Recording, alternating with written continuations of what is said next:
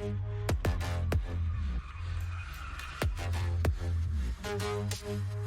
his position, changing his angle.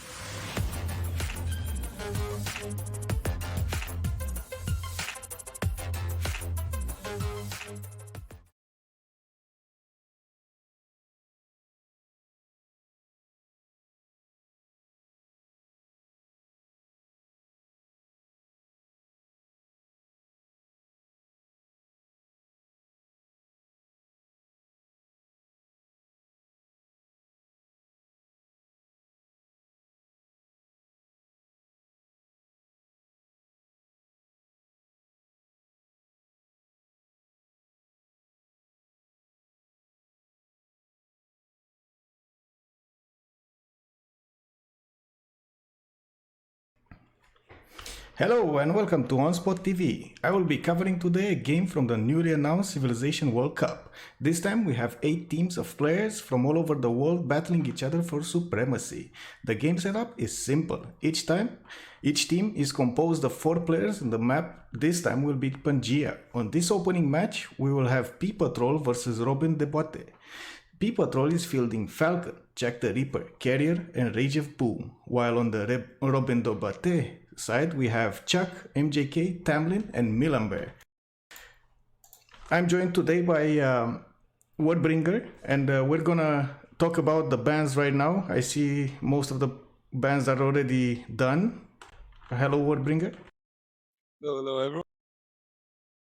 Yeah, all of the bans indeed are already done, and we in fact already have our first. But let's go over the bans real quick. So we got on the Robin side Chuck banning France, Catherine of France. Then we got Russia and Macedonia. That's a interesting ban over there on Pangea. And on the other side we got Falcon banning Egypt, Scotland and Rome. Interesting bans indeed, somewhat logical. On Pangea we have these aggressive civs like Catherine and Rome, which are very strong in both classical war and later on in the game. Scotland, a big threat for space. Russia, very annoying to deal with. Not to mention Egypt with those Mariano Chariot Archers. We've seen in the 2v2 tournament, it was a favorite by a lot of the teams there. And also I would like to talk a bit about Macedonia. It really got a buff in the last BBG, right? Now it gets science from every kill, as well as science from making the unit. Yeah, it has now become analogical to Gorgo. It's just based on science rather than that game breaking.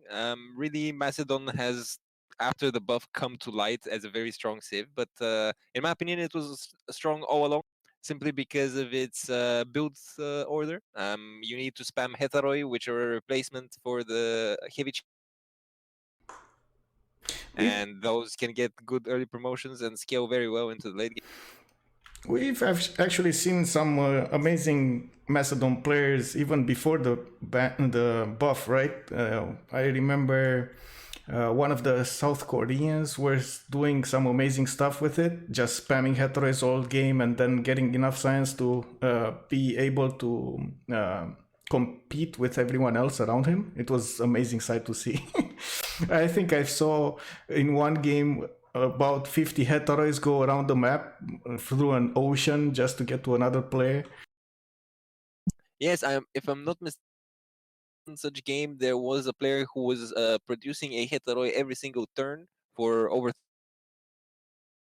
simply because of the bonus science that he was getting from the encampment building. And it boosted his science by 20 a turn or so. I have no clue how much exactly it was. But it played a factor into the game. You're breaking up a little bit, but I think it's going to be fixed at some point. We have some picks now. It looks like the French team picked Persia as their first civilization. Then we got Falcon going for Maori and Canada. And then the French team went for Mali and Pericles. And it looks like all 4 picks from Falcon are done. Choosing in the last place Scythia and Gorgo. And I'm actually curious who's gonna play who here. We got Chuck on Persia. We got Falcon on Maori. This is interesting. Maori on Pangaea. Do you think it's viable? It's an interesting pick to say the least. And it can be played very aggressively, settling forwards towards your enemies. But it is kind of a casino style civilization, isn't it? You don't always get the perfect land for Maori. Yes, you do have those amazing bonuses from improved resources. But at the same time, well, features, not resources, sorry. But at the same time, you don't get to choose that much where you're gonna settle. So if you, let's say, roll the dice and settle between two enemy civilizations, you're probably gonna not have enough space to, expand your civilization and go That is towards a win. true. We will see what type of playstyle the team decides to play Maori as. It's a very strong culture civ. Although they do have Canada, a very interesting pick in its band. There is no real counter. However, and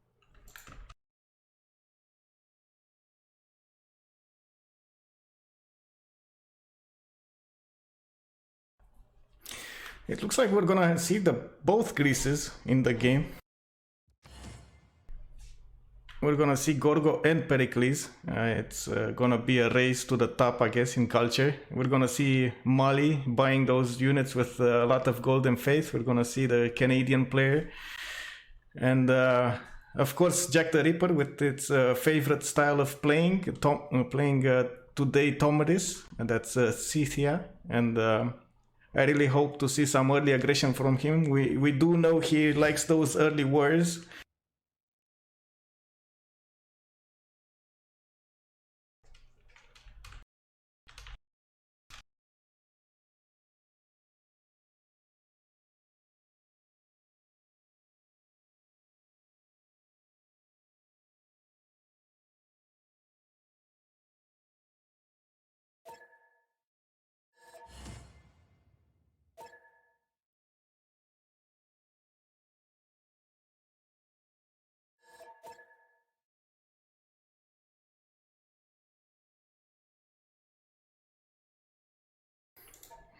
Okay, looks like we're gonna see the first map, and Falcon was asking us who is he gonna tell if he wants to remap or not. At turn 8, like we're used to in the tournaments now, we're gonna see if the teams choose to go for a remap or not. From what I've seen in the last game from the 2v2 tournament, it looks like the setup is kind of simple. You go for the first 8 turns of the game, and then when you reach that mark, the game will be paused, and at that moment the team captains will message one of the observers with their choice if they want to remap or not. And if both teams want to remap, they both will spend their tokens. If not, they will still have the other for the next game.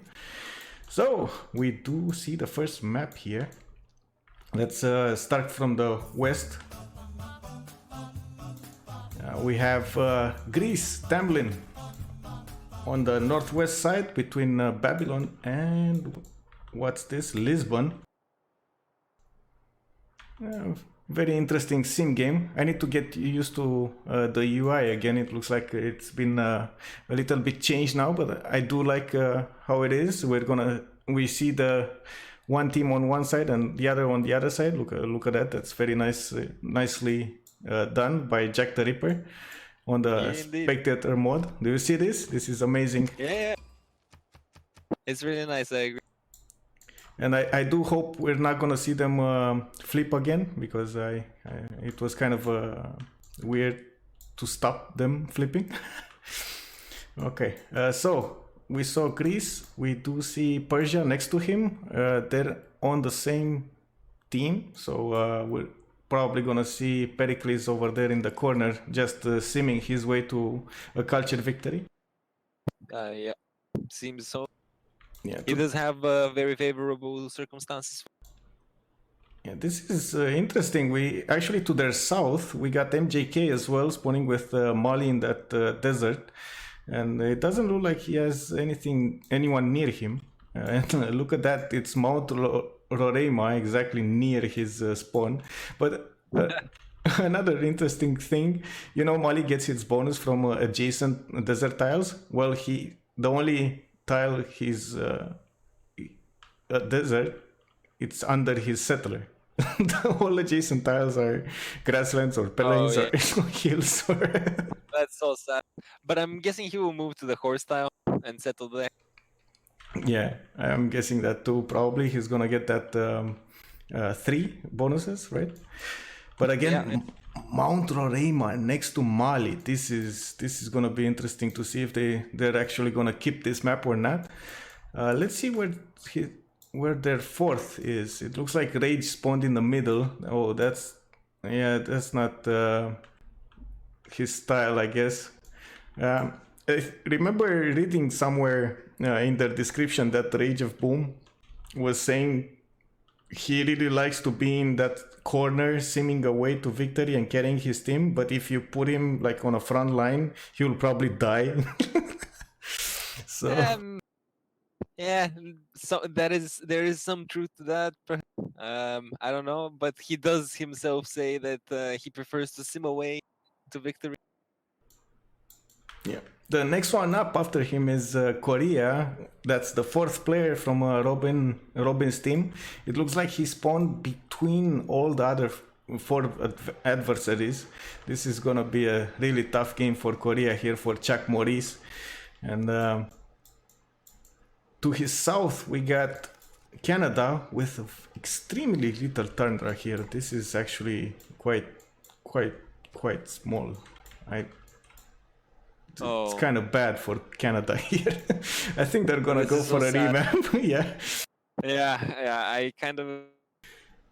I mean, all of those amazing bonuses you get on Canada, and look at this. This is just, not ideal. I would say not ideal.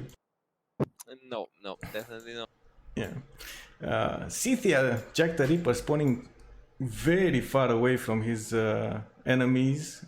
Well, except Korea, which he will probably settle and try to kill as early as possible. That's gonna be fun for Korea, I guess, having Scythian horse archers coming towards him. And also look at Korea's land; it's so flat.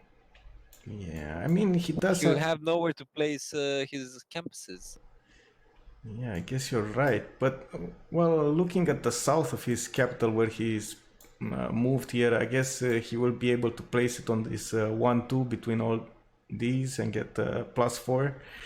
But yeah, that would be a pretty nice one. I agree.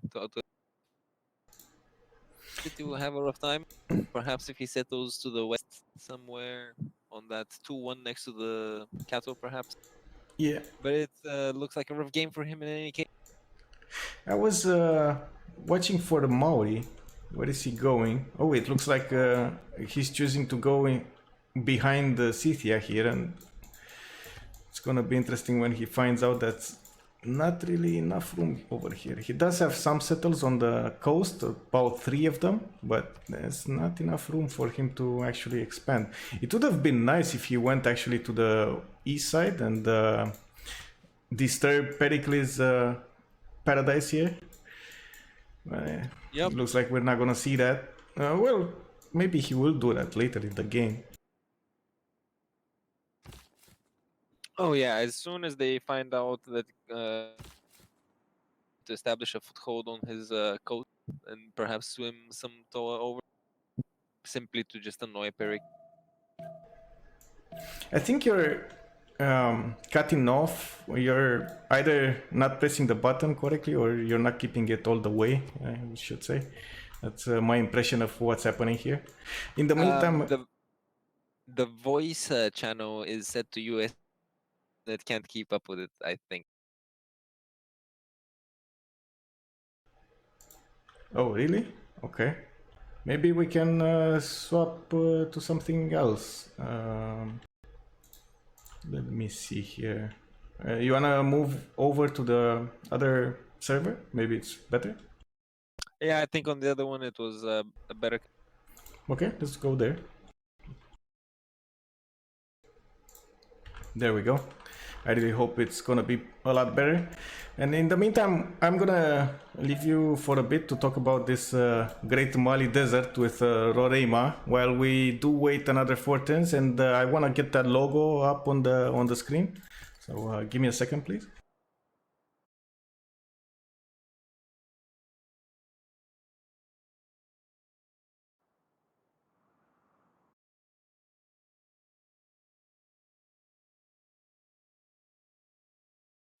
Great Muddy Desert indeed.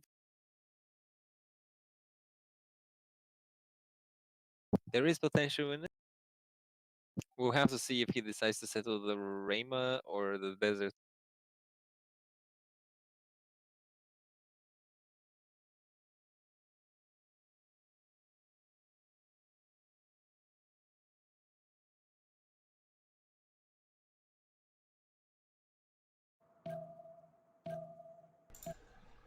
Yeah, I'm sorry, I should have done this before the game, but I was working on some other stuff and I just didn't get around to do it. And now I just did it out of... I'm sorry, guys. But I do hope you're gonna excuse me. No, it's a very pretty logo. I like it very much.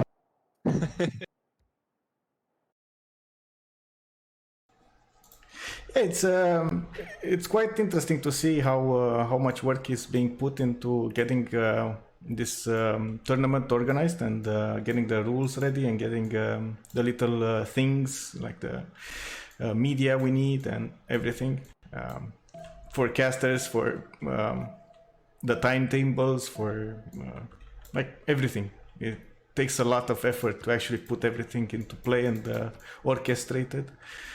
But I do really hope we're gonna see amazing games, and I'm really enjoying this period of civilization we're having here, especially comparing it to the last year. I'm not sure if you remember how it was in our CPL community, but mostly we were just waiting for the CPL and for the CCC, and that was about it. Just playing teamers and FFAs all day. With a lot of errors, I should say, and leaves, and it was extremely bad. But somehow we went along with it, and there was a lot of interest, even with that amount of error in the game. But I do see how much they improved, and the Jack's work is invaluable here. Actually, on the spectator side, this mod is great. I can't believe what's happening here with we're actually getting a UI that's streamer friendly. Yeah, it's absolutely amazing actually. The last time I tested it out, I was pretty amazed by all the progress that's been. It makes the game much more observer friendly. And in my opinion, that's one of the trademarks of a good esport, so to say, candidate. The observer mechanics of the game. Adding such a mechanic into this, it takes it to the next level. Yeah, I totally agree. So we're coming up on turn 8 here, and I am expecting them to get a remap just because Canada. But we're gonna see exactly what's going on here. It looks like they didn't actually find each other. Actually, Jack, I think Jack sees the border. Yeah, there we go. Jack sees the border, and they're probably gonna find each other. The Canadian scout will find probably the Korean scout. But this is the turn in which they need to make a decision. Will they go for this map or will they go for a remap? That's going to be interesting to see. And then we're going to see a pause at the end of the turn after everyone is finished with their moves. And at that moment, we're going to know if we're remapping or not. I'm not sure if Jack actually implemented in the multiplayer helper the automatic remap, but that's another thing that is going to be a great addition to this spectator mode. I'm not sure if you're familiar with it, but he was working on a way of just forcing the remap through the game, not without actually going back to staging and loading in again. It just starts Oh yeah, loading again. yeah. I've actually used that one time in one of the games I played. It's an amazing function. I loved it. At the time, it was not perfectly polished. One of our players desynced, and he had a very slow loading time, and then to relobby, and in the end, the game got. But the function in itself was really From the well thought first out. stirrings of life As long as it's, I think it's amazing. It's like magic. Yeah, just look at this. You type dot restart and poof, you get a new map. It's very nice. Yeah, it's perfect. Also streamlines the whole process much, makes it much faster. Don't have to wait 10 minutes for everyone to rejoin into a lobby. Yeah, just imagine that in the 2v2 tournament, sometimes we would spend around 40 minutes to go through those remaps and like both teams tokens and then maybe some uh, technical remaps as well. And oh my god, it was oof, Yeah. testing to say the least. So we got a new map now. It looks like in the top west we're gonna see Milamber now with Persia. Next to him we have Scythia. That's gonna be interesting. Persia versus Scythia at the beginning. I wouldn't say bad match actually. You got +3 on Persia and you got +5 on Scythia when attacking injured units. So I wouldn't say they're gonna kill each other here. They're probably gonna irrel each other, sure, but I don't think anybody's got an advantage, a clear advantage, unless we're With gonna see this, some magic, some jack magic, you know. yeah, with this terrain, it would be tough for both of them to push. I guess whoever takes that forward settle in between them will have the advantage, and whoever holds those choke points will definitely be able to hold off an offensive breach, so to say. But any kind of war in that terrain, I think, would be kind of pointless. Yeah, it kind of looks like it. Even the Saka horse archers will have trouble going through these hills and rainforest and everything, and especially those immortals are extremely strong on defense. You keep them in the forest, the rainforest will give them what, +6 right, with the fortify bonus and the ideal terrain, so that's an instant +12 on their defense, and they can shoot ranged as well as melee. They're amazing units. Yeah, most definitely. We will have to see how it goes, though. I'm not sure exactly how much movement the Saka horse archers have base, but I'm pretty sure they can move onto those hill tiles, even with the forests and jungles on them, and still fire. Yeah, So I do want to point out something. Ogothy mentioned it was Robin, so the French team who actually chose to remap this. So it kind of looks like Jack's team will still have a remap. I mean Falcon's team, right? P Patrol right. will still have a remap option at the end of the 8 turns, which is interesting since they had Mali on Rorema, but at the same time they had Korea between all their adversaries. So I guess that's why they chose to go for a remap.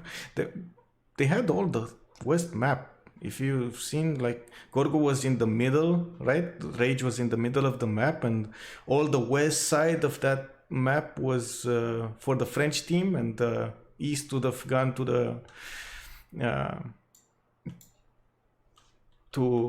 P Patrol's team.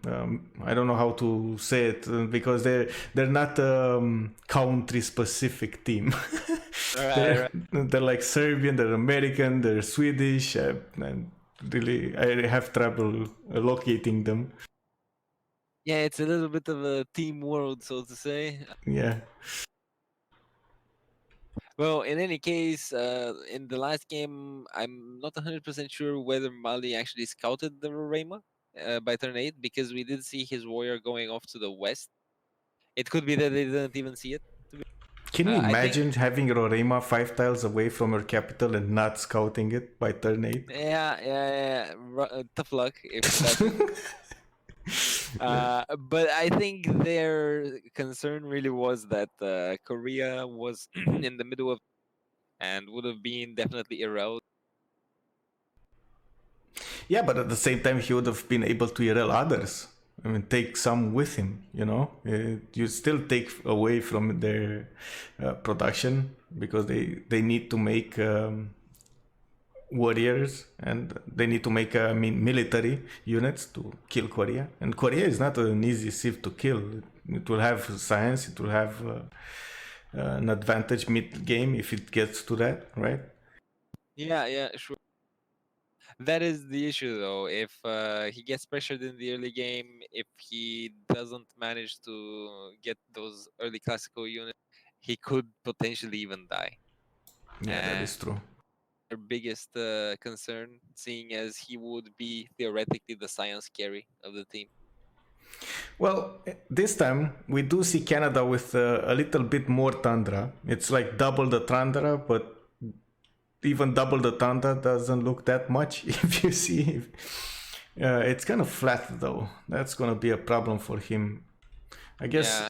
I guess going construction is gonna be the way, and building those amazing lumber mills on the in the forest. I guess because I don't see any hills. I think there's only one hill in this tundra. Like this amount of tundra and only one hill. How is this possible? I don't know. Yeah, it is pretty sad actually. There is only the one hill next to the coast, and the rest is lumber. But he does also have a lot of salt in there. Mines on tundra are pretty amazing. Yeah, especially with Canada, you do get that extra production, right, from the mines. So Yes, precisely. They should be pretty. they're gonna be extremely good actually. 2-4-1s. Very nice, very nice. So who do you have? Yeah, we do have Mali to the north here, northwest of Jack the Ripper, which actually might bait Jack into going after him. Mali doesn't have that much desert, and he's gonna probably get the option to get religious settlements here. As far as I can see, he's making enough faith per turn. Yeah, he's making 2 faith per turn. Actually, yeah, 2 faith. Yeah, That to the. does have a lot of food, I must say.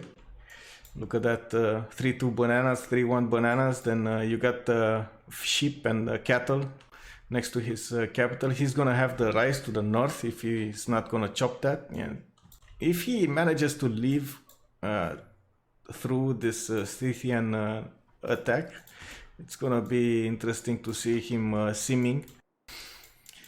Let's go over. It looks like this Pangea map is connected in the middle by 2 city states, and I shouldn't say a big choke. It doesn't look like it's a big choke. It's like 2 tiles of chokes, right? Yeah, quite small actually. Yeah, it looks big because of this middle part, but actually it's like 2 tiles. Yeah. Very interesting. Where's the other player? So this is not okay. So we got Athens somewhere to the southeast with a lot of land. This is an extreme amount of land here. I think they hit jackpot with Pericles. Do you see how much land he has to the south and to his west? I mean, there's no enemy near him. What's this? Yeah, that's a lot of land, most definitely.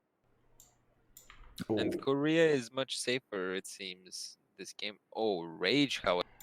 Yeah, Rage with Chocolate Hills, and I think he did scout them early. Yeah, he did see the tile, the 3-3-1 tile. He's probably gonna settle instantly on that Chocolate Hills there and get that early science and the amazing tiles working. Oh yeah, most definitely. He can also place an Acropolis between the 2 mountains, and that would also basically he can boost 2 Acropoli there with a Wonder between the Amber and the Horn. Something like a Hanging Gardens, perhaps. Perfect setup. His first 2 cities.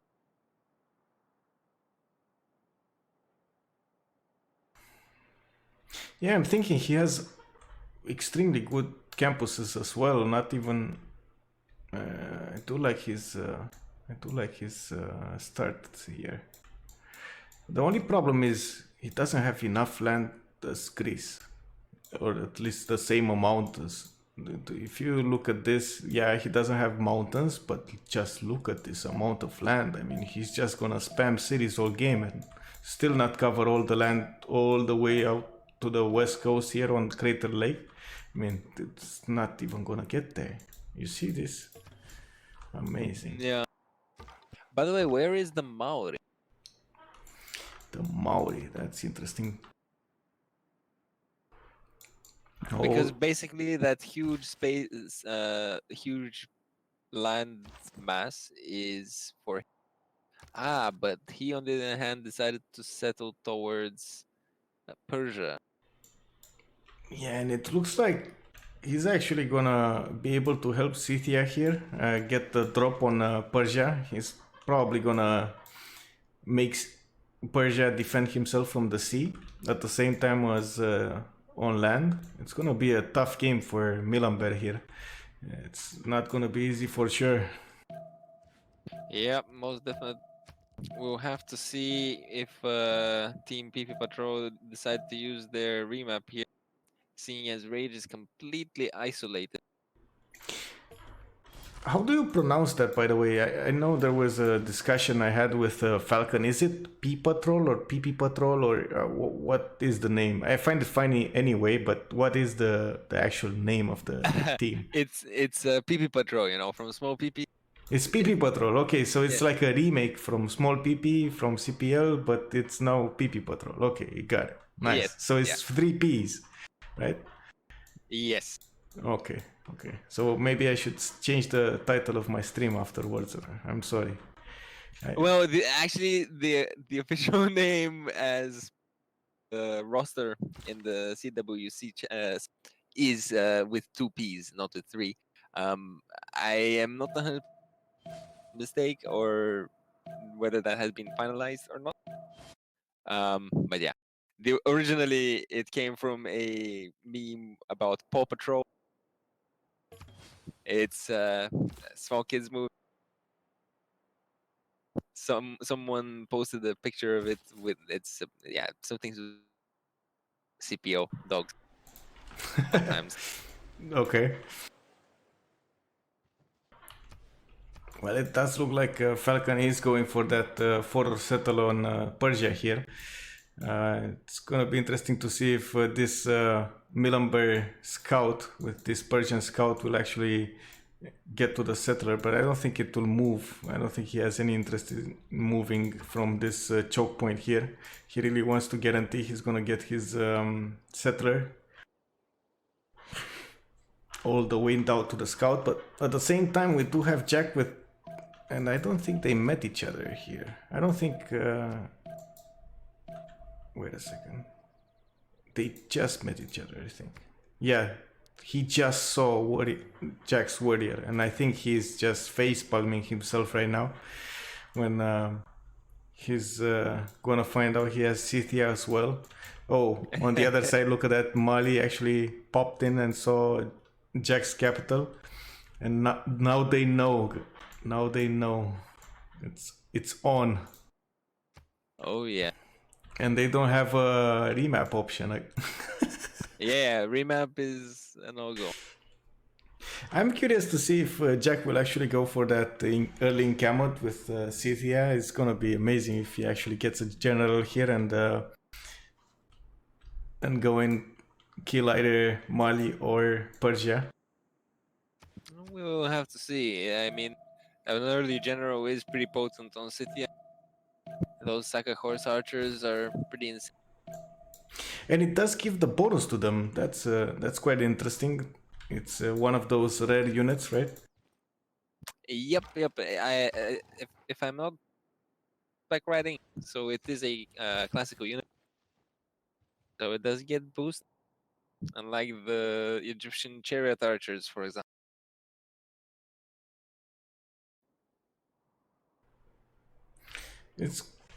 It looks like Falcon will try to go for this 1-2 settle. Yeah, there we go. He's probably gonna land his unit on the ivory and then move to the 1-2 while he is protected by this Scythian warrior. This is quite an interesting tactic. They forced Persia to go for a back settle here. He's not even trying to go forward, it looks like. He understood that it's an extreme danger if he goes ahead with that. Yes, indeed.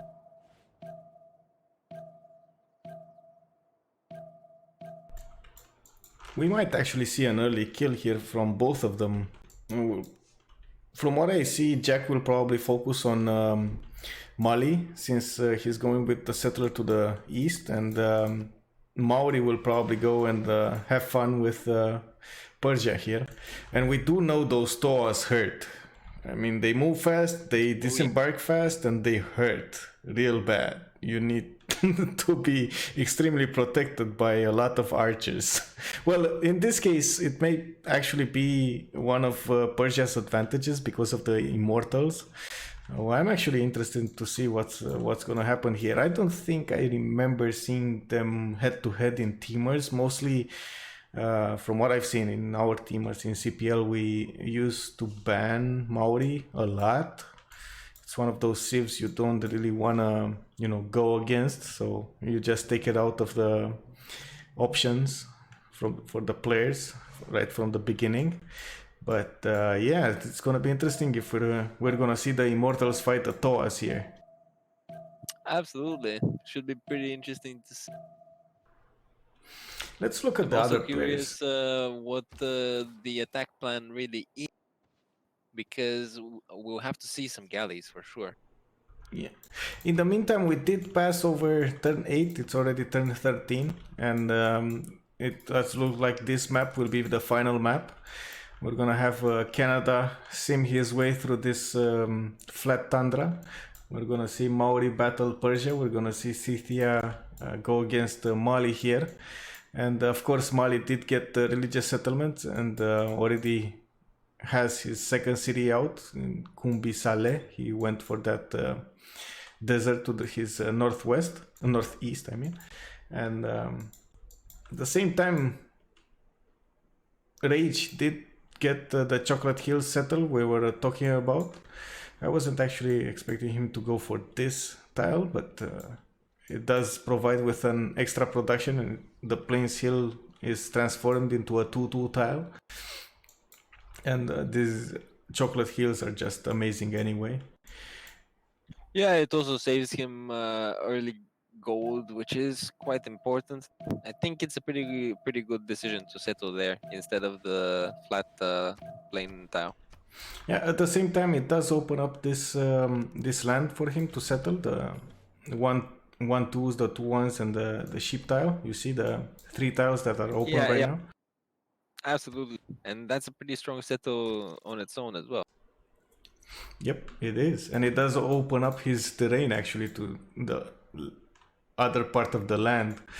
As we've seen, he does have this one tile choke and this lake choke, which he'll probably not get ship building anytime soon, since it's not in the way.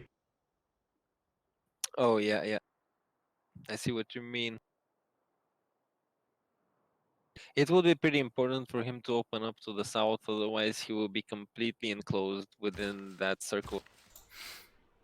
Oh, I just switched to Korea and look at this. I don't. Wow. Does he know this? Does he know Does he have bronze? Let me check. Actually, Chuck. No, he doesn't. No, he doesn't. So, oh my god! When he finds out, he actually put his Seon next to 2 iron tiles that will be extra 2, right? Extra 2 science a turn. That's gonna be amazing. So the Seon is one of those special campuses from Korea. You get to build it doesn't get the normal adjacency bonus, but it does give to all adjacent hills an extra +1 science. So when he will find out about this iron, those tiles will just be transformed into +2 science. It's gonna be amazing, amazing for Korea here. Actually, is in a prime position to go for that late game science win. Oh yeah, his land definitely has potential, and that early game for science is really amazing.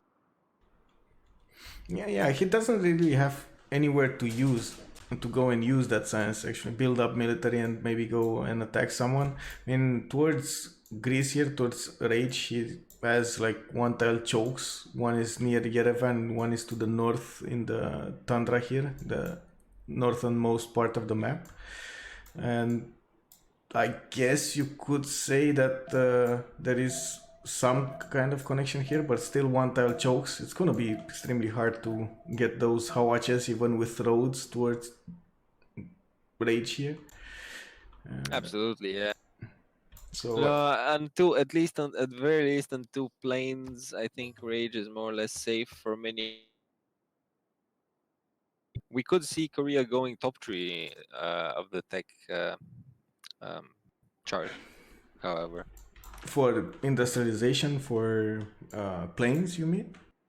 Yeah, industrialization, planes, and maybe really has complete free sim.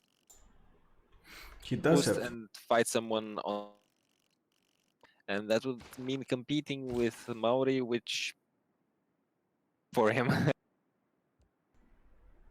You're breaking up really bad, so I'm gonna try to cover this subject in another moment. Um, Persia started building his military, getting some slingers out. I'm not sure that's the correct path. He should get a lot of warriors right now because his immortals are gonna be able to shoot ranged as well. It's extremely important to get a lot, as many as you can. But at the same time, he doesn't have iron, and I don't think he settled on it. No, he didn't. This is not iron. This was coal or something. This is coal. All right. Let me see when the turn rolls over and the icons reset.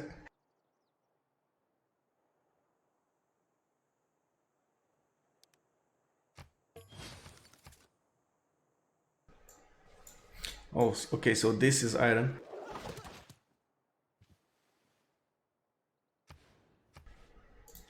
The problem with this is he's either gonna settle on it, which I think may be the case. I don't think he's gonna go to this 2-2 tile on the lake, which will be fresh water. But if he settles on it, it's gonna be an easy city to put into siege, but he's gonna get the iron. He's not gonna get the boost though. That's gonna be a problem. If you look on the tech tree, to get the boost for iron working, you do need to build an iron mine. And since he doesn't have any other iron, he's either gonna rely on his teammates to get the iron working for him, or work another tile, which doesn't look like he has. In the meantime, Maori is being as much as a nuisance as possible. He did get the whale styles improved, and with the Pantheon God of the Forge will get extremely fast units here. And I do think he's gonna try to go and harass Persia as much as possible. Ooh, it looks like he's not gonna go for that iron tile. He's going for the lake tile. Greedy. That's extremely greedy, but maybe a good move. I mean, that lake tile is not a, it's not gonna be able to be put into siege because it has the lake. Question: don't Toas have zone of control on Sita? Not sure. I'm not sure either. But I But mean, since it's gonna be a unit in the lake, yeah, sure, it's probably gonna get into siege. But normally, it doesn't get put into no, siege because of the lake. yeah, no, normal units don't exercise zone of control when they're embarked. But I'm not sure if that is also the case for the TOAs, because for some reason I think they do. But we'll have to see if that actually plays a role or not. But yeah, settling on that lake, really obnoxious, to be honest. I hate seeing such cities from my enemies in a regular game because it's so annoying. It's very difficult to take with equivalent units.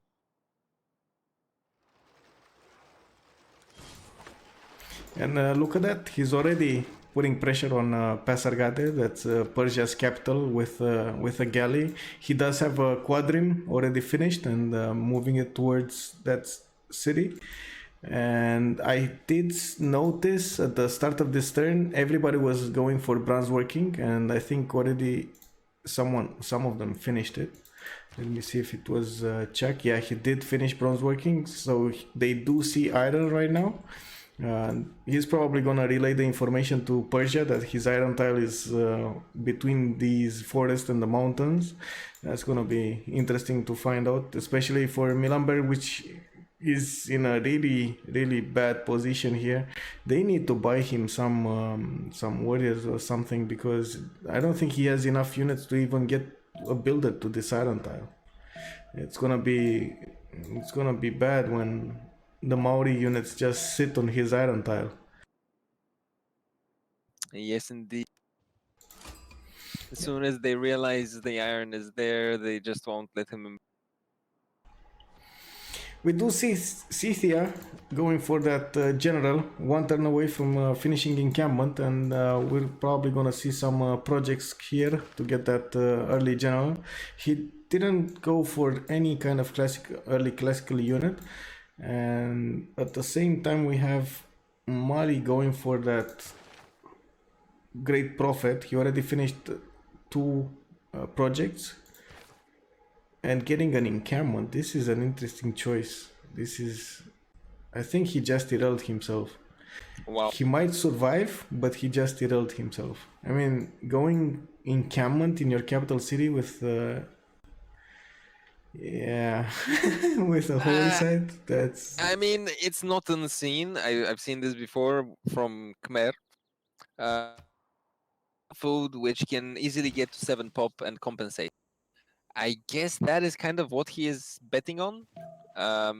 MJK, I guess, decided, okay, I've got fuckloads of food in my capital. Sorry for the language. But yeah, I think that's what he's thinking. Use all of that food to get to 7 pop as fast as possible. Perhaps even chop some, maybe the cattle. I mean, one of the problems is the lack of housing. Once you get to that housing capacity, you get so many down bonuses, or let's say not bonuses. How do you spell them? Handicaps. Handicaps. So many handicaps in your food production that you just don't grow. So that's what I'm referring to. I do see him still 4 turns away from his next population growth. It's gonna be 6. He's 1 away from getting 7, right? But where's his housing? I don't see the details here. How much housing does he have available in his capital? He does have these rice tiles to improve, and I'm pretty sure he's gonna be able to get granary at some point. So I guess that will make up for it. But it's still interesting choice to go for the second encampment, the second choice of a district as an encampment. The base housing of the capital is 6, correct? That means if he improves a rice tile and a cattle tile, he will have 7 houses. So if, in theory, he can already get to, especially if he improves both rice tiles and both pastures, the sheep and the cattle, then he'll be at 8 housing, and getting to 7 should be pretty easy. Oh, look at this. It looks like after Persia found out where his iron is, he just settled on it. And it's already put into siege by one single warrior. Oh, Yeah, that's the problem. this is not ideal, man. Nope, not at all.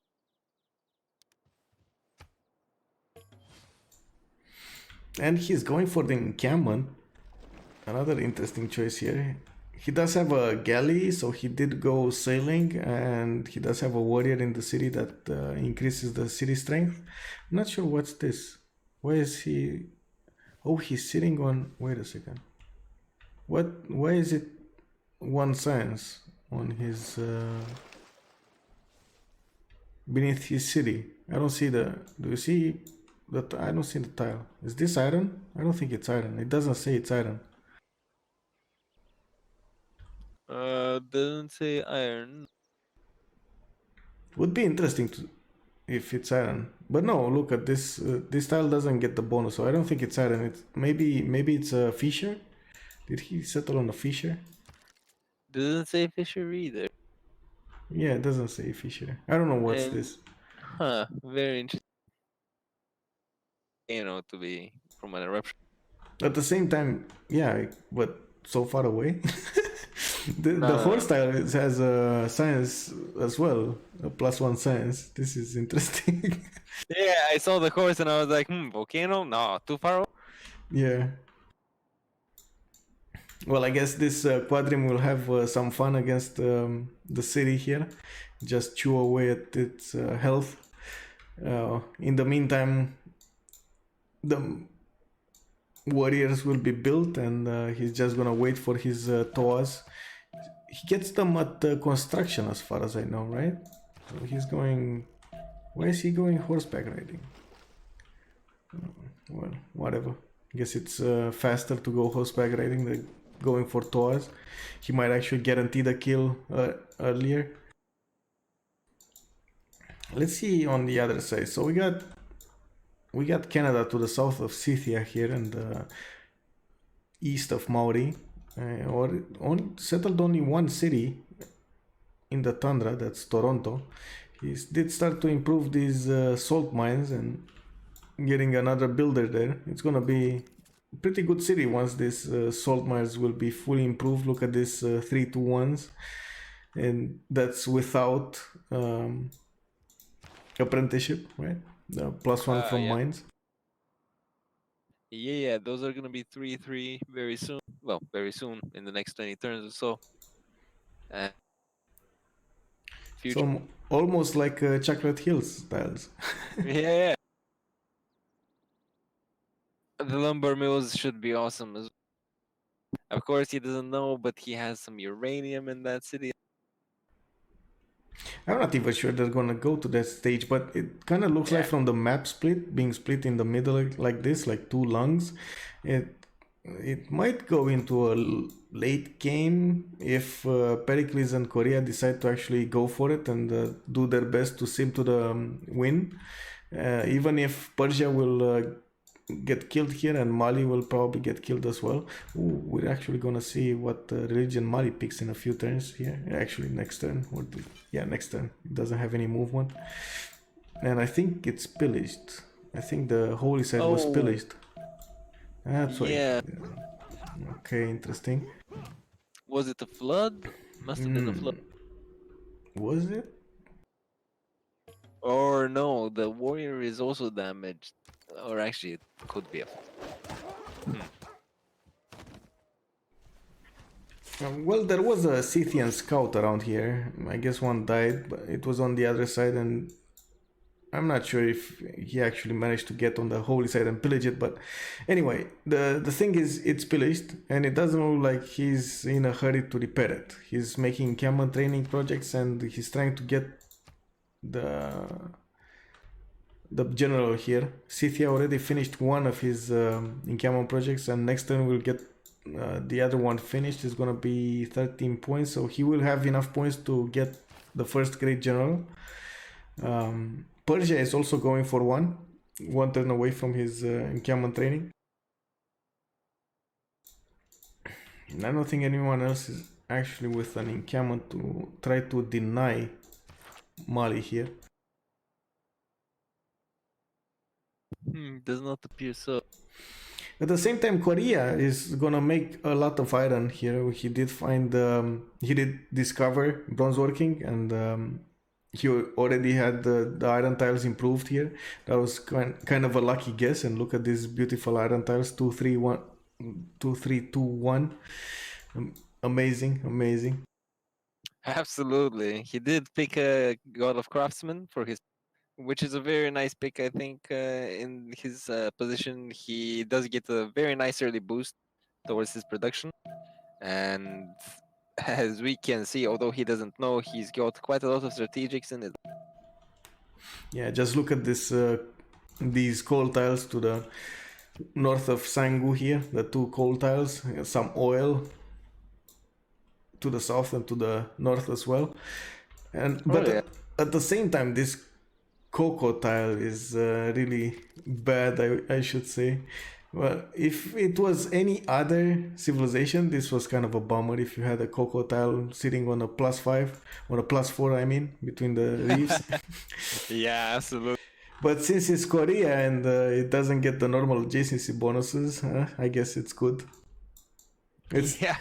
It's still like, you know, it's like a pain in my eye when I see that. It's like, oh, wow. Indeed, it doesn't look pretty.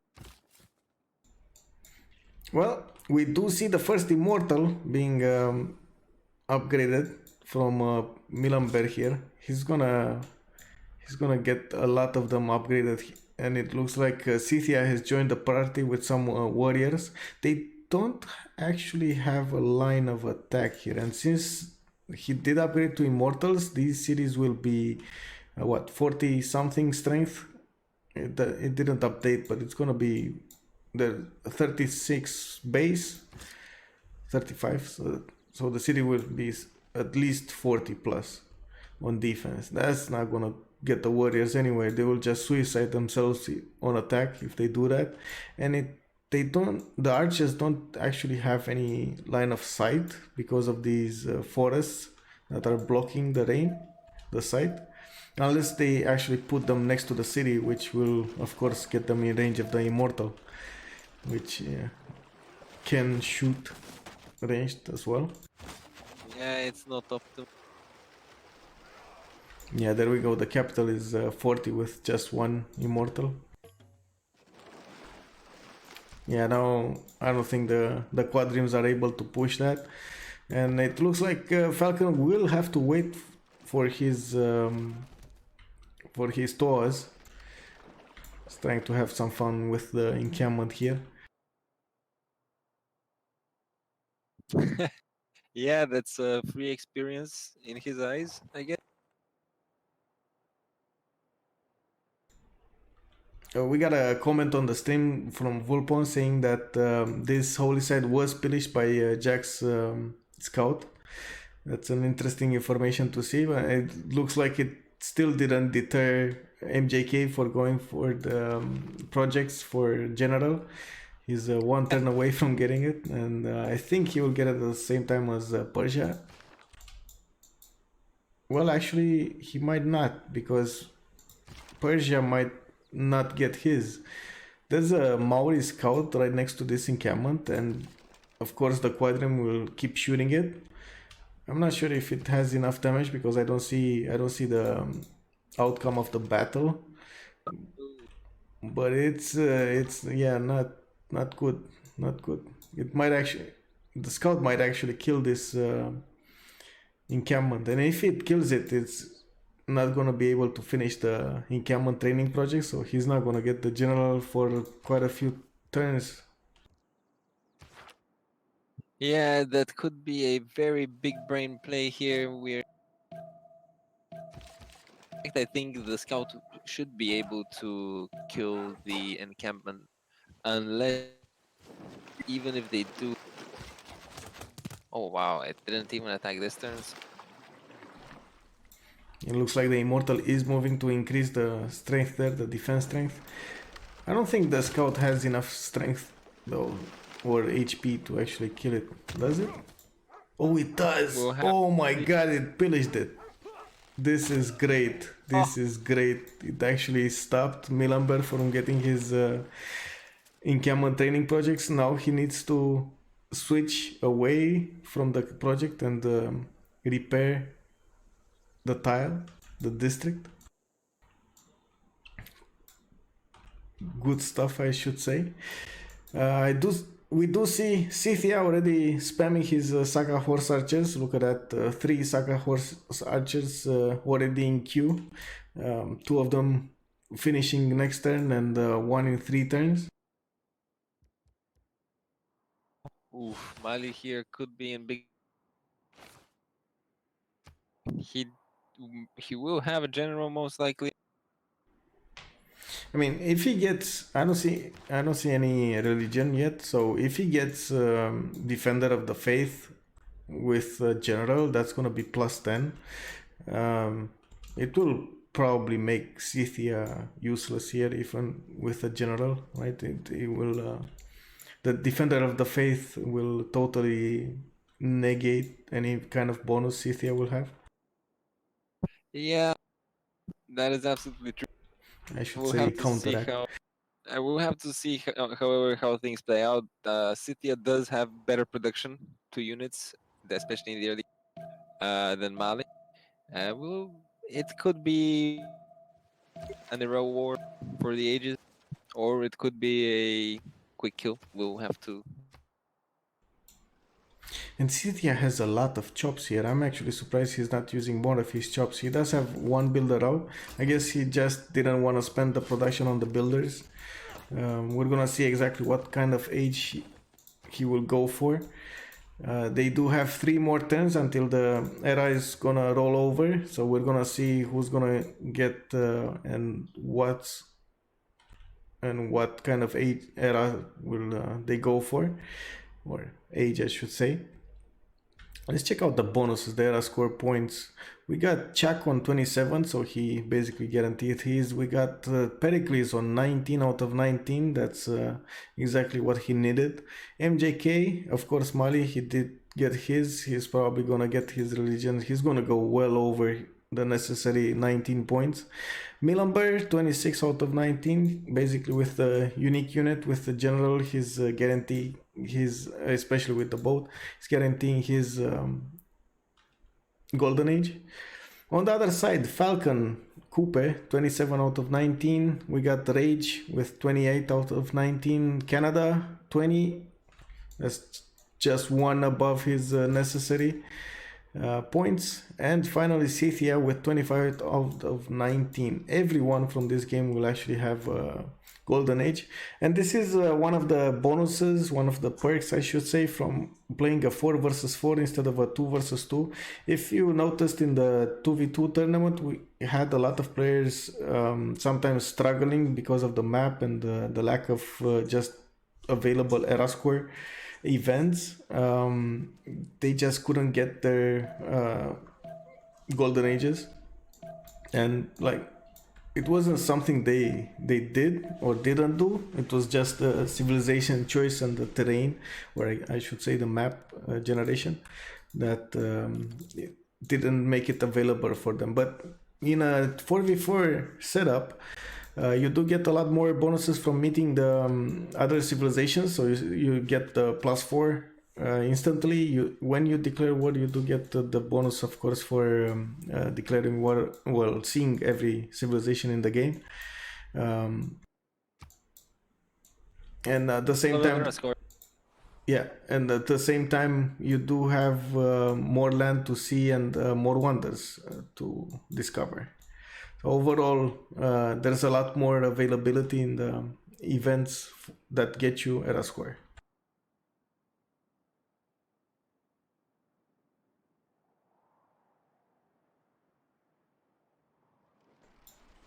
We do have a Black Sparrow that is telling us that Jack plays by a different strategy. Improving tiles is better overall. It's only a CPL thing to chop down literally everything. Do you think it has merit?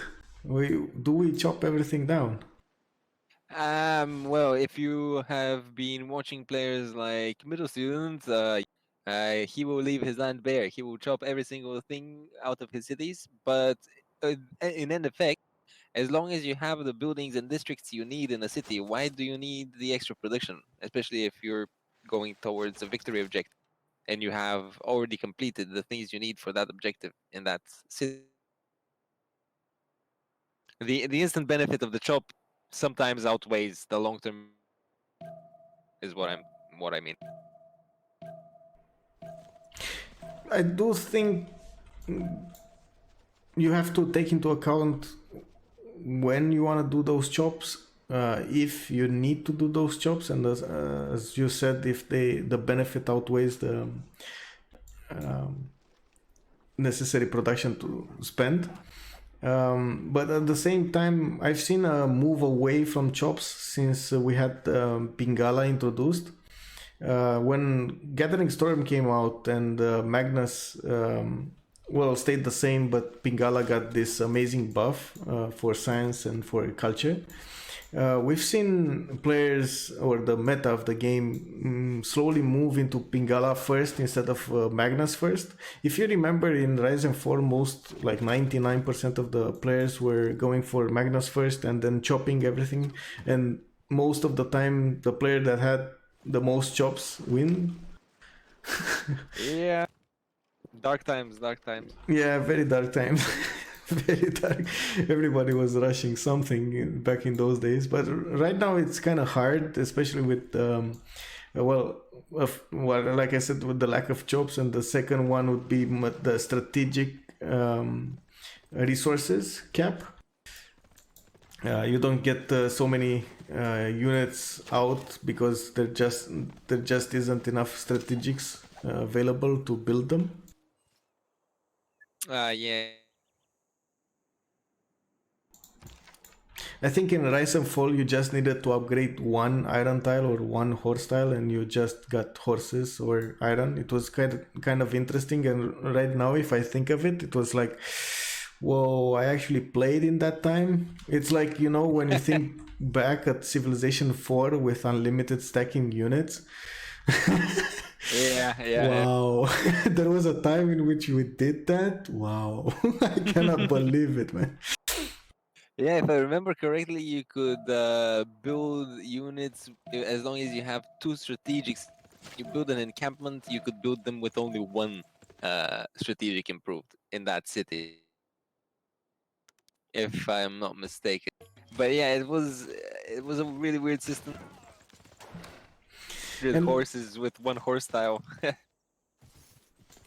And look at this, Jack is actually rushing Mali's capital city here, and he did manage to get at least one attack with the horse when the swordman wasn't in the city to give it more strength, and he might actually grind it down. It's 4 turns away from getting ancient walls into it, and it does look like these horsemen will do a lot of damage to the city here. Oh yeah. In fact, I think next turn it falls. We'll have to see. You think he has enough damage between the two Saka horse archers and the horseman to kill it? He might actually. I don't know. Looking at the damage, I don't think it will heal enough. I mean, just the 2 horsemen alone, I think they should be enough to kill. But he has the Saka horse archers as well. This is gonna be interesting. He's gonna kill the swordman when he's gonna flip the encampment, and if he does that, there's no other melee unit from Mali here. So yeah. Also, his religion is limited to his capital, which is a big problem. yeah, he did get Defender of the Faith, but I think it was just too late. So he did get Defender of the Faith and the General, and still will probably die to Scythia here. Yeah, the problem is that his city center is not receiving all of those buffs, and he does not have enough units to defend the tiles in front of his. Yeah, I think that was the problem. Not enough units. If he would have gotten the units in place here, yeah, I think he realized what's happening here, and he just left the city to die. Didn't want to go for the loss of the swordman.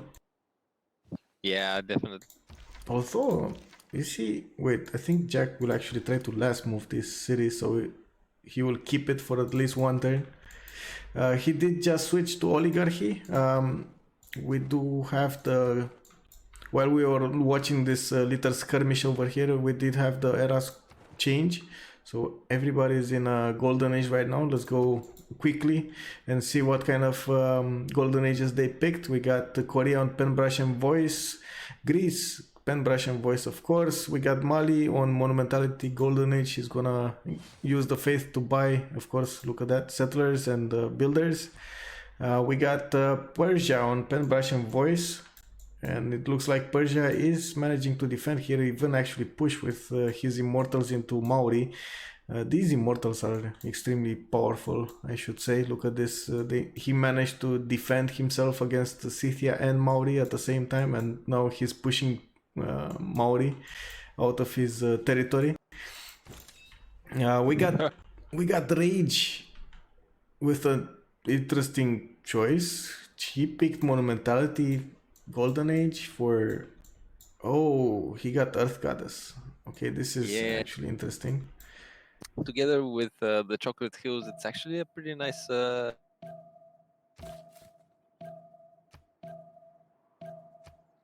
His capital also has quite a lot of breathtaking tiles.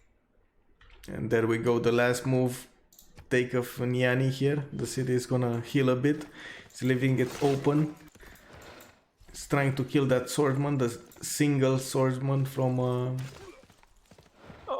Mali. He also sent the general back to the northern city of Mali. Yeah, well, that general isn't giving any bonuses anyway. The archers do not receive bonuses from it, right? So. Yeah, but the sword was way squishier now that... Yeah, it was. That's true. I mean, having a plus 10 Scythia, it's not... it's not good. So we're gonna see an early kill here. Mali is not gonna be able to defend this Scythian push. Scythia is already on 4 Saga horse archers and 4 normal horses, and he managed to take Mali's capital city here. I was wondering what's gonna happen here with Rage. I do see Tamlin's scout here. He doesn't know about this settler, but I think the settler sees him. It was in a... Well, oh no, he doesn't. Oh, because it's on the wine tile. Okay, so he'll probably move on this 2-1 and see the scout. The scout has the promotion for hill terrain, so he doesn't get any kind of penalty from moving through. So his 3 movement will allow him to go actually near the settler. It's gonna be interesting if Rage will actually manage to get this settler going. Is he gonna last move? I think he's gonna last move. Yeah, there we go. And he now sees the scout. Come on, I don't vision. think... Yeah, he does. No. The scout doesn't see him though. You see, the Tamlin scout doesn't see him. Ah. And he went back. Okay, so he didn't go for the chance there.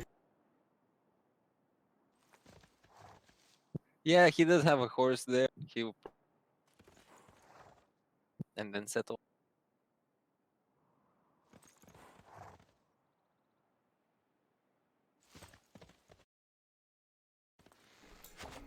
Yeah, it kind of looks like there's no recovering from Mali here.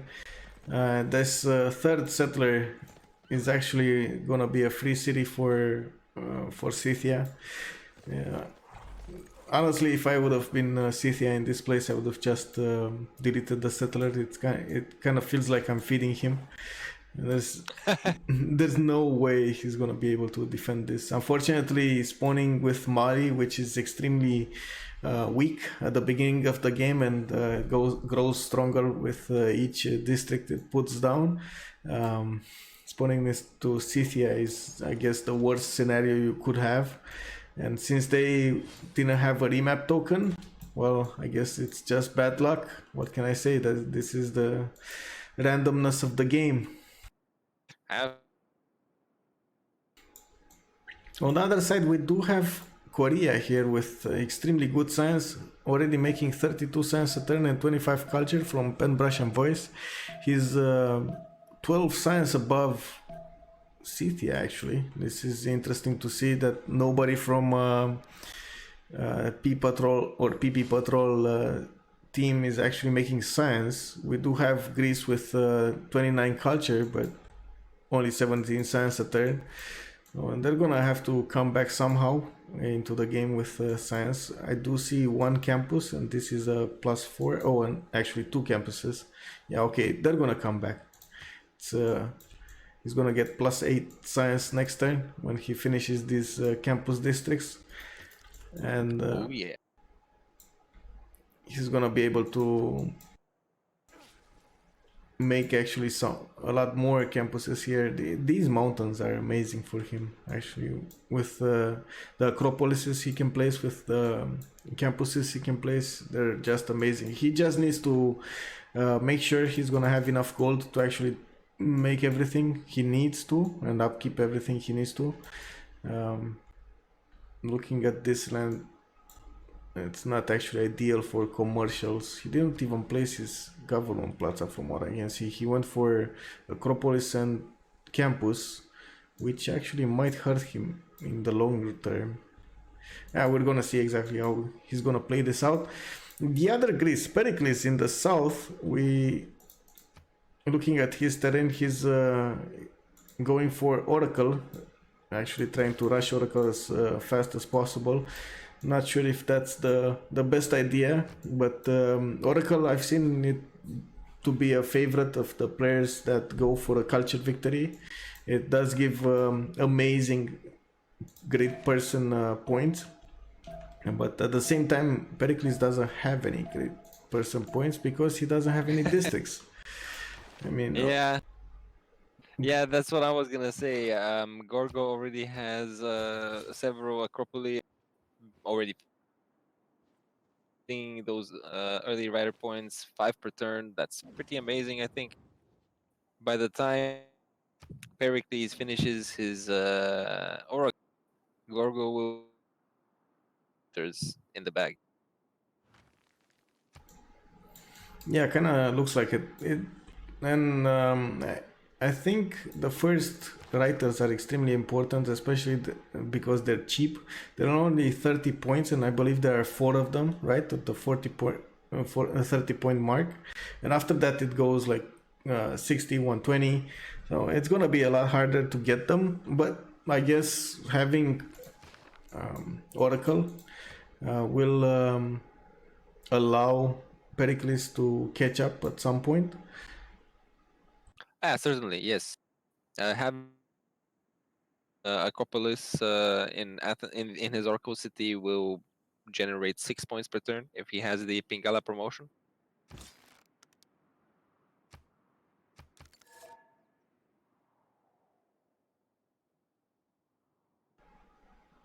And looks like Mali city will the last city of Mali will die next turn. He did actually delete that settler, by the way. Oh yeah. It doesn't look like there's a settler here anymore.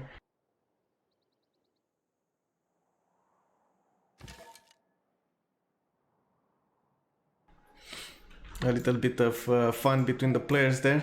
Some casual trolling.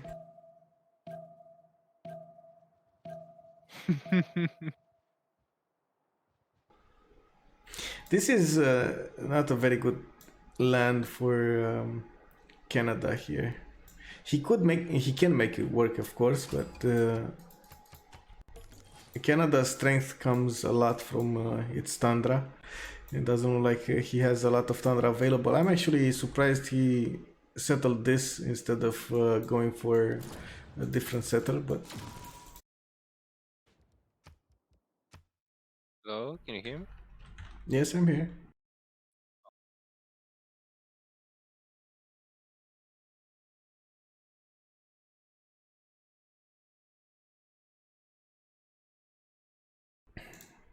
Let me check out the channel. I may have to reconnect to the host or something. Oh, the host was on Czech, I believe.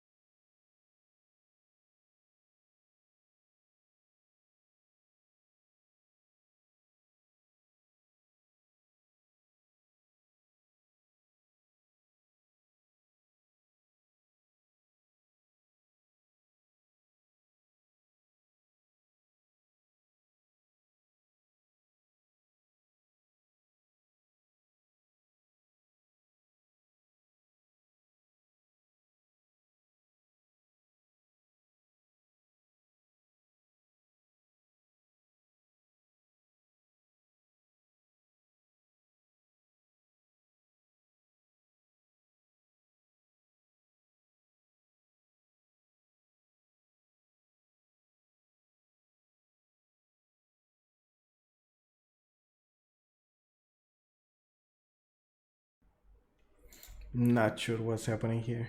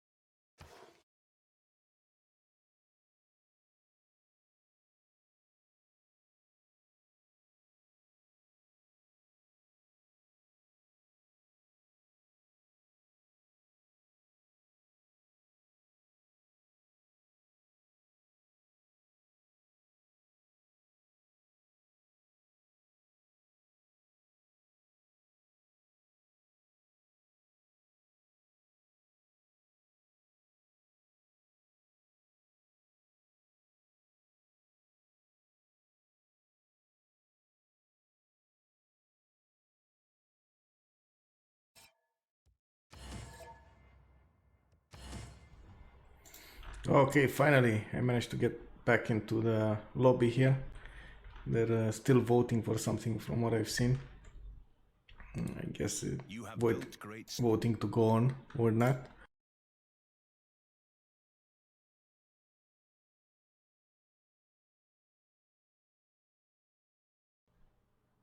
Are you still there, Warbinger? Yes, yes. I believe that that stuff in the chat was something generated by the CPO helper, but or MP helper, but I'm not sure. Seemed like some code stuff. Yeah, I'm not sure exactly what happened. It looks like the stream actually went down for a bit as well. I'm sorry, guys. And now we're back into the game. And look at that, we do already see the wonder spam from Rage of Boom here. As you said earlier, Hanging Gardens is built between those two Acropolises. We got 5 turns away from Temple of Artemis from his second city. And he did manage to settle roads there. That settler we were watching. Oh yes, absolutely. I'm very curious. I don't know why he decided to build his Acropolis in on the tower. He could have boosted it with his Temple of Artemis. Perhaps he wasn't sure about building Temple of Artemis. Yeah, it could be.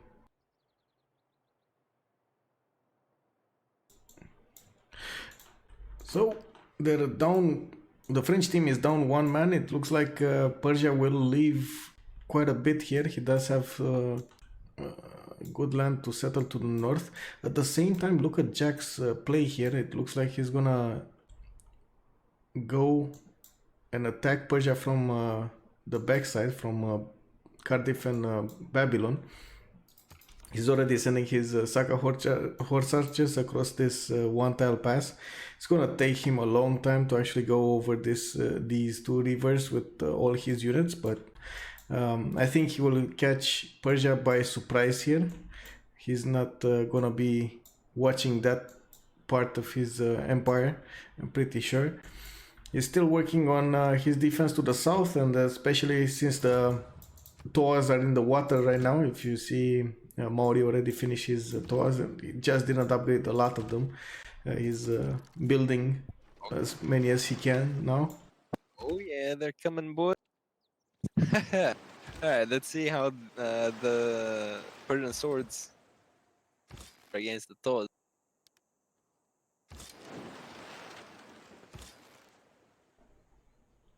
Unfortunately, I do not see the damage output. I was actually super interested to see how much these immortals on ranged do to the Toas when they're embarked.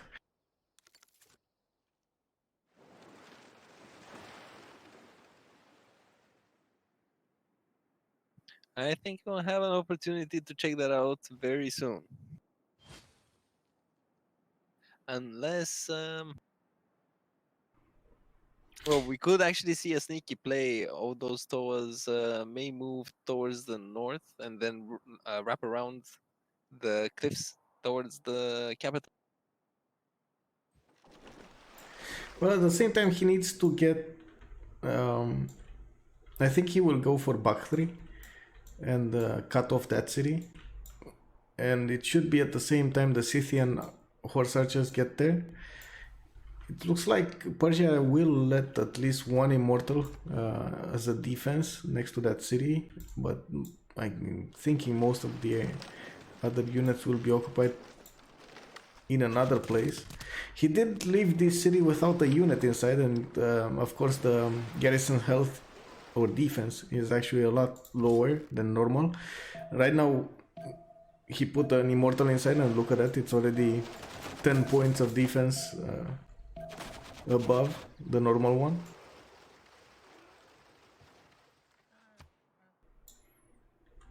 I just think he needs walls at this point. Yeah, I totally agree. The Tua's speed of disembarkment is quite something to fear, I think, in this case. He could just get the emplacement near the city, and I don't think there are enough units or ranged units to actually kill the Tuas if they go into the hills here. They will get the promotions off, and he will leave to tell the tale. I was watching, and there is a comment on the chat by Wax that Pericles' choice of going for Oracle is kind of bad, and honestly I tend to agree. As we were talking about earlier, Greece is already making 6 great writer points a turn. I mean Gorgo, he got the first writer, and he's 3 turns away from getting his next one. Let me see if he actually finishes. No, he doesn't. He's gonna have the wonders to improve the Acropolis's adjacency bonuses, right? And another amphitheater finishing in 4, another Acropolis in 4 turns. It kind of looks like he's gonna be a lot bigger in culture than Pericles here. Looking at their outputs, just from the outputs, we got the Rage of Boom going 46 science and 46 culture, while Pericles is on 22 and 30. That's how much of a difference is right now. It may be some of it related to the mountains as well, because there are not so many fissures that give extremely good campuses. But at the same time, Greece, Gorgo only had +4s, I guess, +4 campuses, which of course with the double card are +8.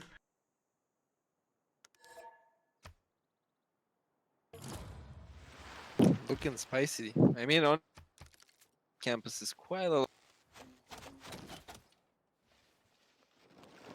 Delaying the plaza is a bit of a sacrifice, but perhaps worth it in this situation.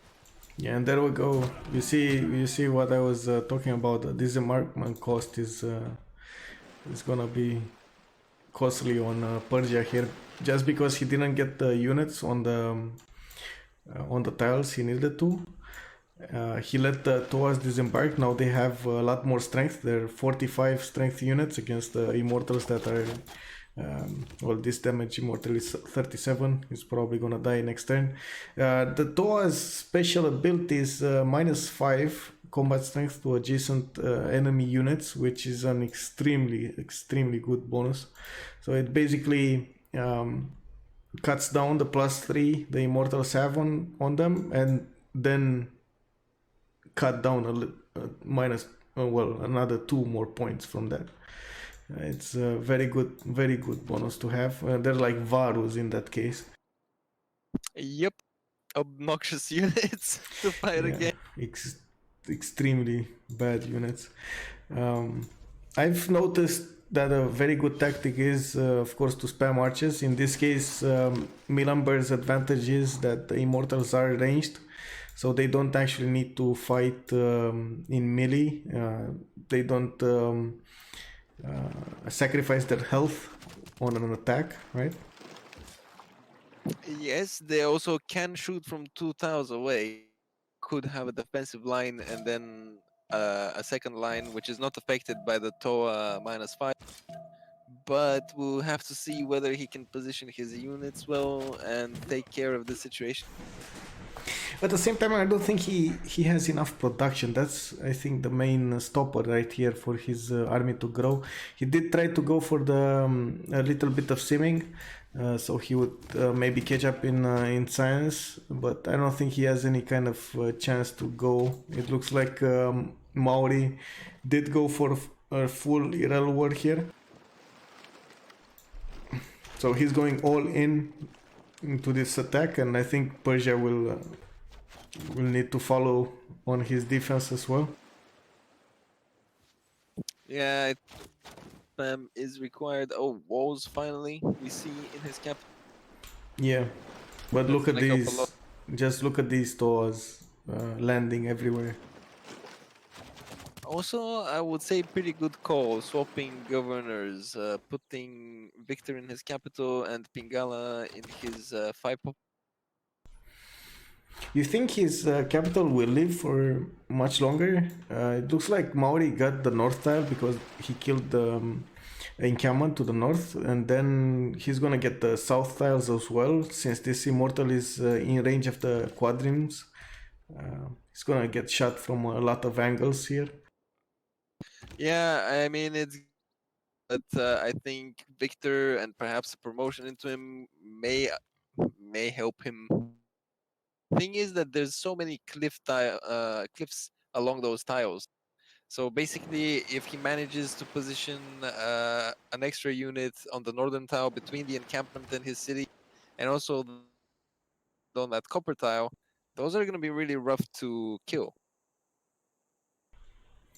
Yeah, it will be, but still not enough units. I mean, Yeah.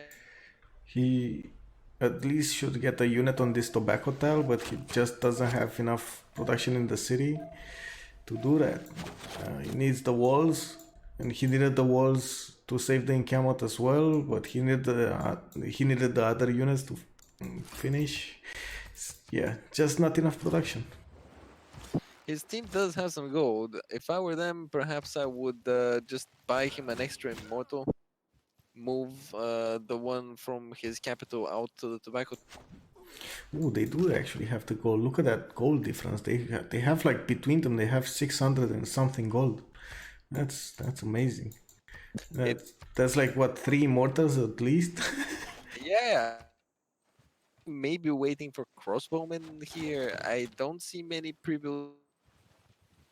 I don't know what exactly they're trying to save their gold for, because Persia is dying. Yeah, it kind of looks like it.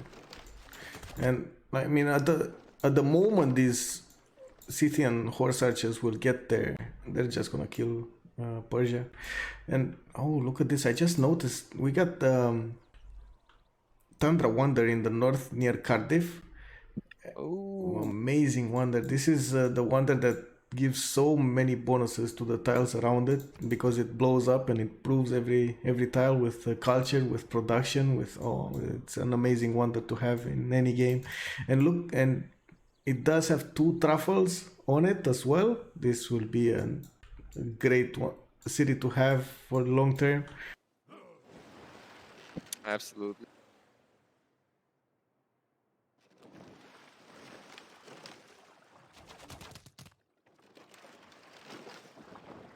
we do see Milamber taking back his encampment.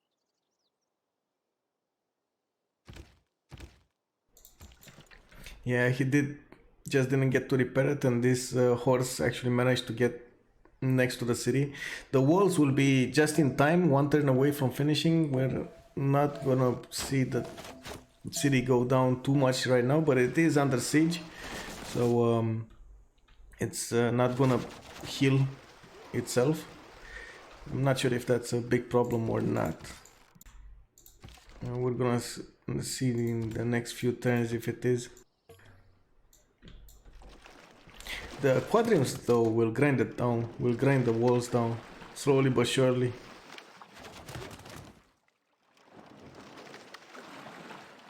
Yeah, I agree with you there. And ooh, that quad level 3 already. Yeah, exactly.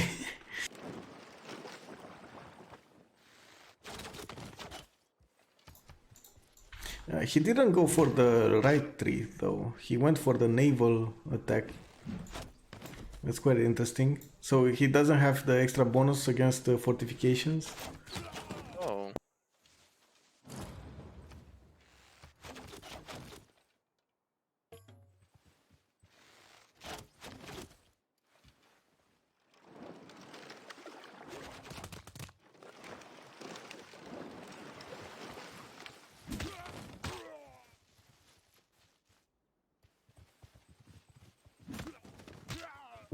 Things are getting tense up here.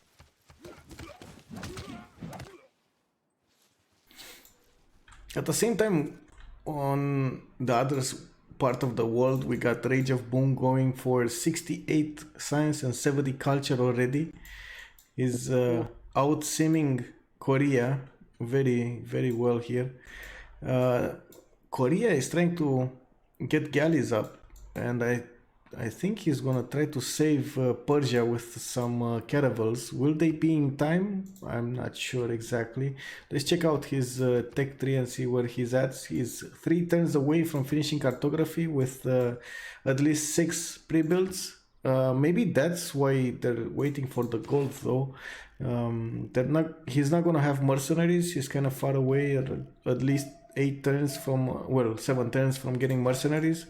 So he's either gonna need to wait for the mercenaries card, the minus 50% off gold, or he's gonna have to hard upgrade his galleys into caravels. That will be 180. Yeah, there we go. He's hard upgrading and getting as much gold from the team as possible. He's only gonna be able to get 3 or 4 maybe caravels.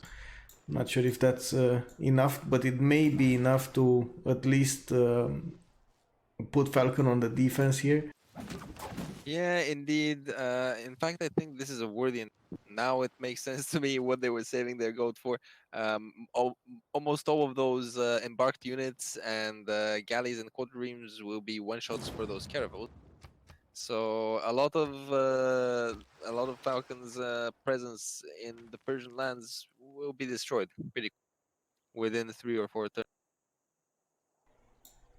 Yeah, it kind of looks like Persia's capital won't live to tell the tale until the caravels come. It's a late save here.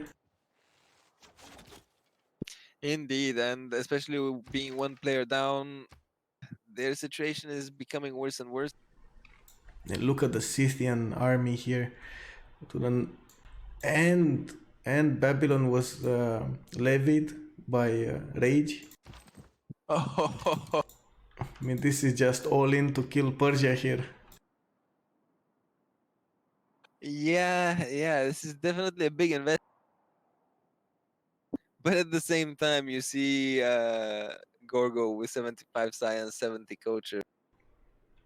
Yeah, and Pericles, even though he has a lot of land, he only got to settle 4 more cities except his capital, and he's trying to sim as much as possible, catch up to that culture of Gorgo, but it looks like he's kind of far away. And on the culture screen, let me check out how many tourism everybody had. How much tourism is everybody making actually? We got Do we see it? Yeah, we do see it. 22 on Rage, 8 on Jack, and on the other side, let me check the screen here so we see Persia's capital. On the other side, we got 9 on Tamlin. That's it. Okay. And I think we're gonna see Persia's capital flip now. That's gonna be an extreme loss here.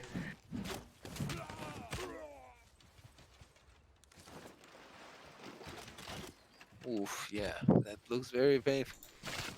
Oh, he did get a battering ram in range. I didn't see this. I was looking somewhere else, but that's how he got the walls down so fast. Not with the quadrims, but with attacks from the Toas and a battering ram.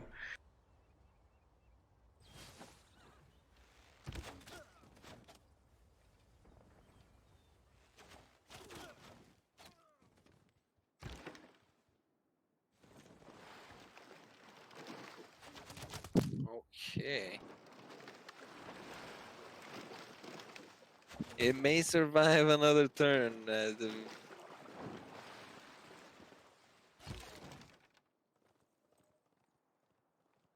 Who two darkness are approaching from the north. Yeah.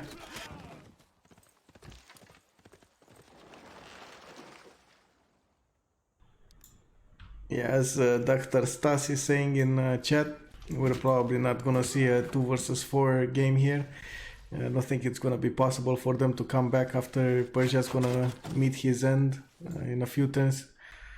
The Tarsus city is extremely vulnerable to Toas and of course Scythian units. They just didn't get there soon enough, but look at these Toas moving into Persia's land here.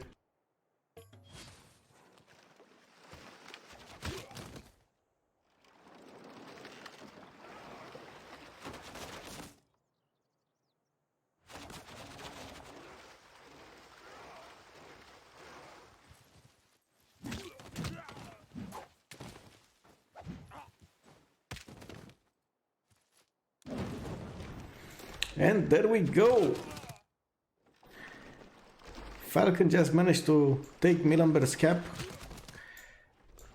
He's gonna be on a defense against Korea's caravel push.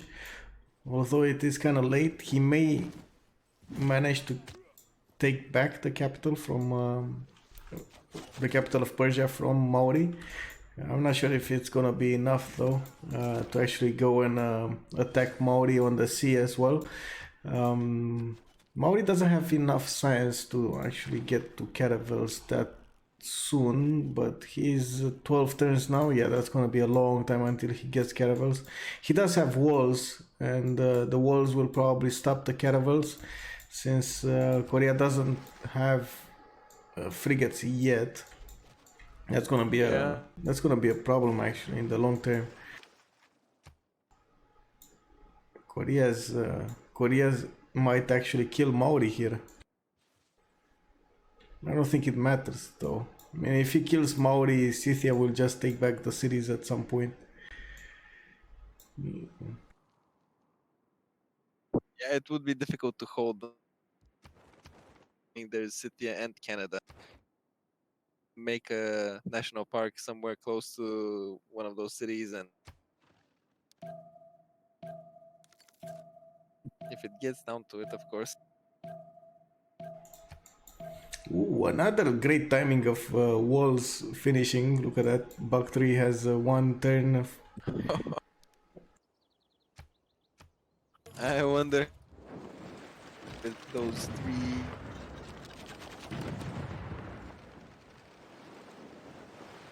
4 even. If you count the archer from Babylon. And there we go, the Korean caravels joined the fight here. And they started killing off the Maori units.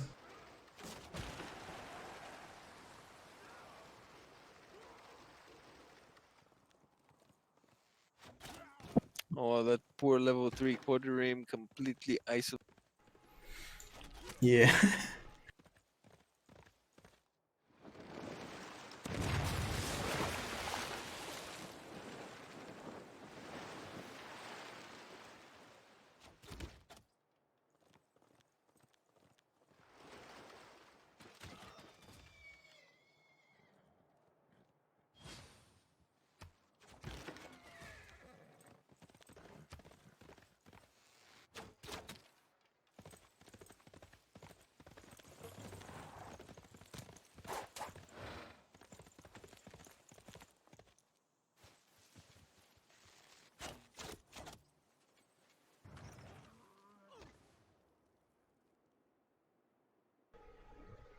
It looks like Persia Tarsus City will fall much sooner than I was expecting it to fall. The Toas actually made great and quick work of these immortals. Oh yeah. With the backup of that archer there, front of them up, and then double tap. Yeah, the -5 is a very good advantage to have, Absolutely, yeah. especially with the speed. I mean, these Toas that come from the water are extremely hard to deal with, especially if you're on the coast against them, with cities on the coast. As I said, it doesn't matter if you're playing Pangea or Seven Seas. Maori is always a pain to. Yeah, to deal with. Yeah, I agree. That's one of the reasons most of the teamers are not allowing it into the game. They're outright banning it when they do the voting. Yep. Have you seen Scythia's expansion here? So he did go. Wow, look at this.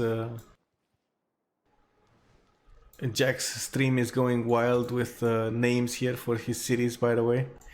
He has, I guess they have a lot of fun with Falcon there.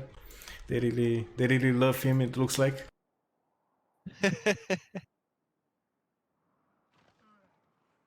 Holy side Scythia. I don't see. I mean, he does have holy sites from Mali, right? Oh, So yes, he's gonna yes. be able to build, to buy the units with faith, the archers, and well, the He did horses, the get his archers. own religion. Did he?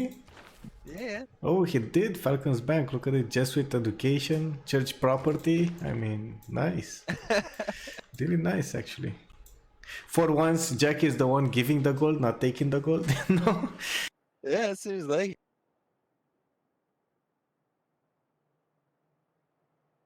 Needs to spread though. Moksha in that city. Good call.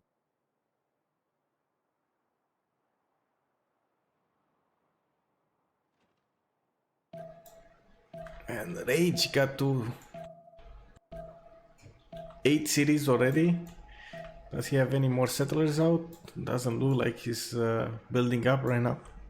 He did take Yerevan in the meantime. That was the religious city-state to his east, towards Korea here. Korea is pre-building his Hawachas, although they're kind of weird for him to go now. He's gonna have to make a choice. He's either going towards frigates or he's going Hawachas. What's it gonna be? I don't think he has enough science to go for both at the same time. So it looks like he's going square rigging. He did get military engineering, so he does see niter. He's producing some niter a turn, three per turn right now. But if he wants to go Hawachas, yeah, they're gunpowder, right? As far as I know. So it's gonna be 2 turns for stirrups and then another 5 turns for gunpowder. I don't think Rage will actually push him right now. As far as I know, Rage is gonna try to sim above until he has a lot of a difference in science and military strength. Yeah, I think so too. In fact, in my opinion, Rage may be aiming for steel tech-wise or just Russian computers. I have no clue what he is actually taking right now, but the bottom tree of the tech. So I'm guessing he will most likely try to play defensively here, go for steel, get some of those anti-air units just in case someone tries to attack him with airplane. Get the extra defense from the steel tech, and also boost the way towards tanks for his ally. Well, he's going towards cuirassiers and field cannons. It looks like he's 4 turns away from finishing. What was it called? Metal casting. Right? So he's gonna get the bombard and pike and shot. I think he's in a rush to get the next golden age, though. That's interesting to see. There are 6 more turns until the next era, and we're gonna have the next set of turns that are probably gonna be definitive in this game. Whoever gets the golden age will probably get a lot of an advantage against the opponent. We do have rage on 68 out of 62, so he did get it. It boggles my mind why he's going holy site right now. Do you think? Why is he going? Maybe he's thinking he's gonna have to get rock bands at a later point in the game. So right now he's trying to prepare for that culture victory. That kind of looks like what he's doing here. I think that may be the case. I mean, he does have the Earth Goddess pantheon, but it's his monumentality very well. He has quite a lot of improved tiles. All of his cities seem to have pretty decent production already. Yeah, for sure. Oh, look at that. Maori actually got the city of Tarsus this turn. And I think next turn, CivFr will be able to take Buck 3. So that will be another player out of the board from the Robin Déboite team. Déboite. How is it? Do you know how do you spell this name, Robin Déboite? I think you pronounce it Robin Déboite. Robin Déboite. Okay, Robin Yeah. Déboite. So without the T. Okay, I understand. Okay. I am not sure. Yeah, I'm not sure either, but I tried like finding out on Google, but there wasn't actually any helpful advice there. So Well, we can ask them after the game, perhaps. yeah. And look at that already. The Falcons Bank religion is spreading everywhere. Two more cities have been converted in the meantime while we're speaking, and I think CivFr will get all this land just for himself, and I think at that point Jack will be extremely sad because he doesn't have anything to do with his army anymore, and it's that's when you see Jack starting to cry. He really likes those early words, that early aggression. He really doesn't like simming. Yeah, indeed. We'll have to see how he switches up his playstyle in order to accommodate. Maybe he goes Space Victory. Do you think he can go Space Victory with CivFr? I mean, I I don't find know. it kind of doubtful, but his land could I mean, also just spam theater squares and make extra great works of art to send to. do you see this commercial spam? Yeah, He's literally building commercials out of every city. I mean, that's all he's doing. What is this? He's just gonna buy out, like straight up buy units for Maori here to defend himself? I guess he decided, that the okay, I tactic? killed play Mali.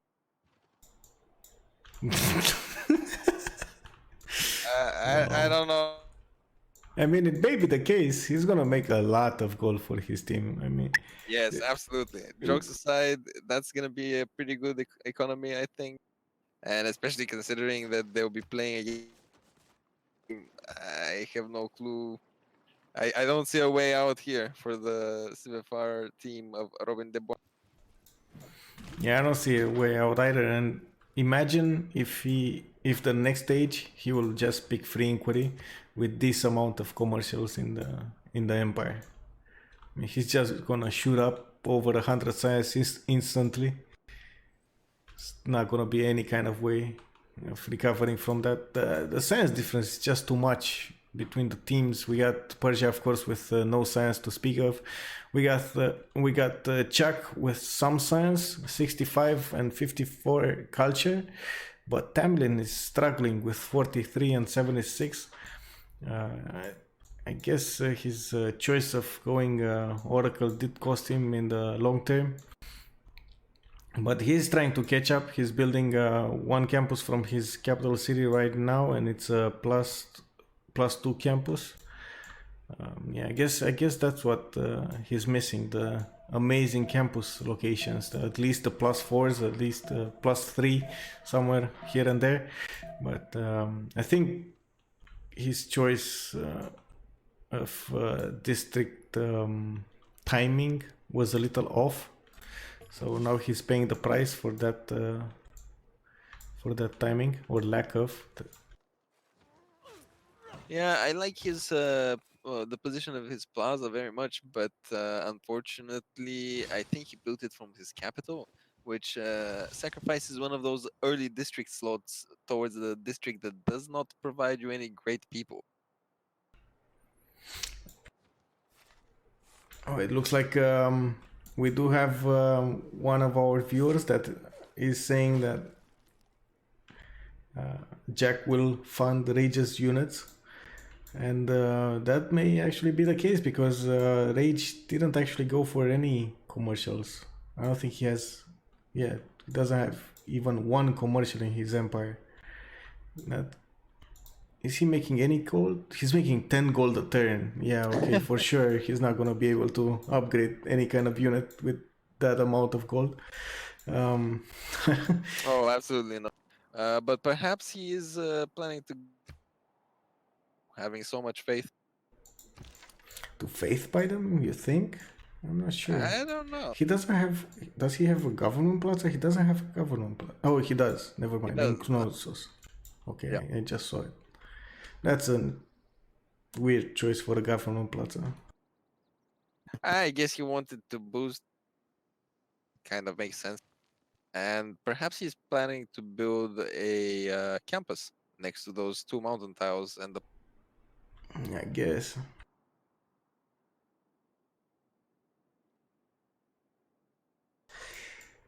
Yeah, he's weird. It's tough to find a better spot actually. He doesn't have a nice river where he can place 2-3 commercial hubs in the plaza or industrial zone. Yeah, that is true. But still, only 10 gold a turn 53 with no commercial inside. Oof. That's maybe his religion will actually help with that. If he picks the gold from population, that might actually help him. It is possible. He is also going Stonehenge, which is pretty interesting to see.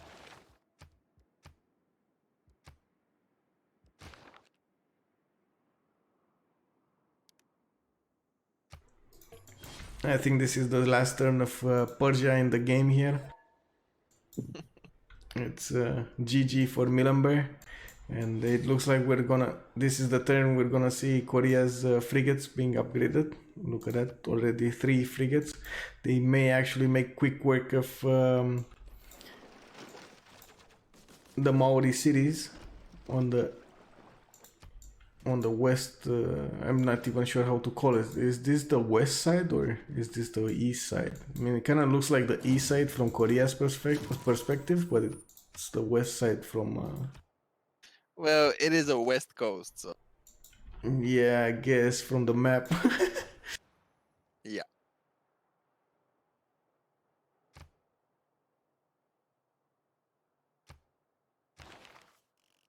All right. Yeah, seems like Persia has been taken out. Yeah, and I don't think Falcon will get to Caravels anytime soon. It's really far away. Oh no, definitely not. He's gonna have a rough time defending here. Perhaps I have no clue what he can do actually. His cities do have pretty decent defensive strength, but those frigates will just last move, first move them. Well, he is in Monarchy and using the Bastion cards. I was actually wondering how are his cities so high strength, but I mean, why are they Caravel strength when he doesn't have any Caravels, you know? Yeah. Yeah, but then I realized he might actually use the Bastion cards. It's an amazing card to use. It gives +6 city defense strength and +5 ranged attack strength. Very, very useful. Absolutely, yeah, it's a great card. especially very good when defending exactly in such situation. Perhaps if Mali had used that card. Yeah, I mean, it was too late there. Or too early, Yeah, depending on how you see the problem, right? It was too early for the card, it was too late for any kind of change there. Not even the walls were being finished. It was just fast, too fast from Scythia here. The attack came at a lightning speed. oh yeah, it was definitely a very well executed rush. We're gonna see Rage pick his religion this turn. He got John the Baptist as a great prophet. And let's check out how many writers each of them had. So we got Gorgon 1, 2, 3. So out of the first 4 writers, Gorgo got 3 of them and Korea only got 1. And mostly that is because he went for the wonder instead of going for the actual districts. Absolutely, yeah. Delaying those theater squares even for an oracle seems to have been a bit of a... Yeah. We have to see how it affects the rush for the first musician. How although I'm not entirely sure the game will last until a victory screen, but if the French team wants to win, I think Coach Victory is their own, and getting the first musician is going to be a big contribution to. Yeah, it looks like the French team actually chose to go for it. They're 2 men down right now, since MJK and Milamber have been both taken out of the scene here, and Maori will have a lot of problems keeping the cities, especially against the Korean frigates that are coming. He has 11 turns until he can get to his own caravels at least, and I don't think he's gonna be able to even pre-build any just because these Korean caravels will kill any kind of pre-builds they see around the cities.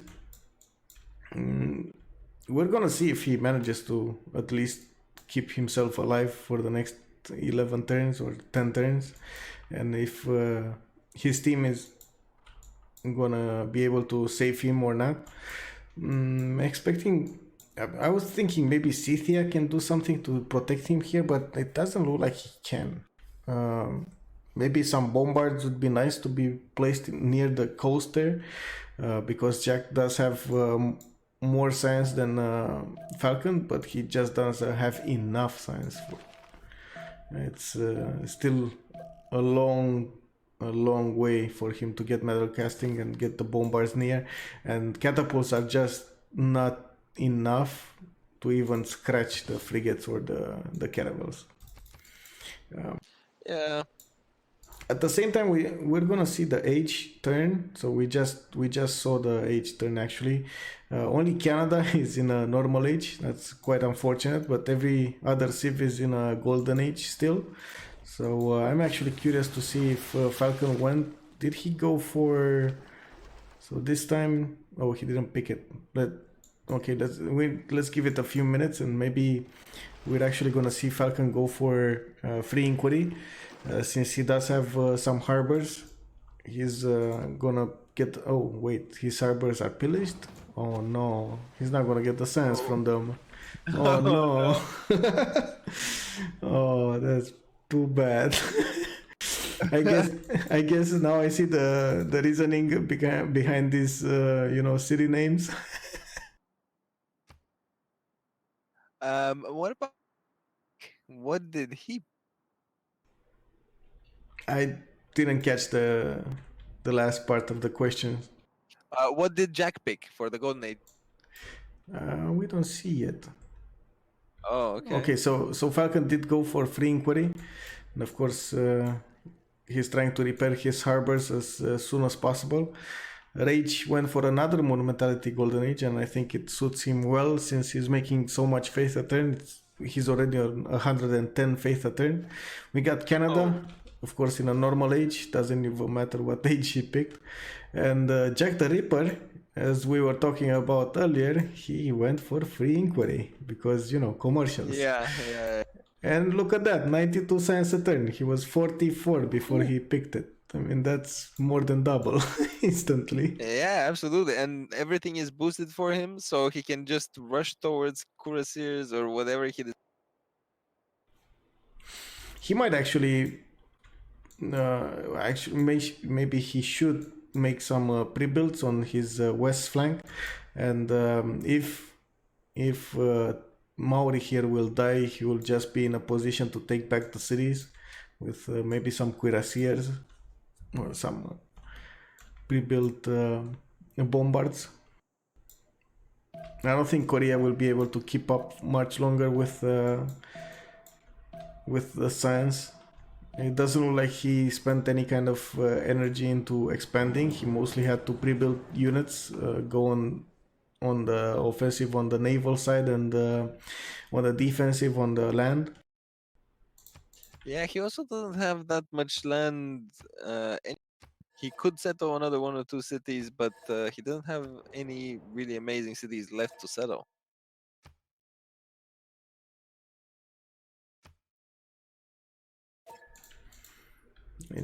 I need to coordinate here with Ogothi.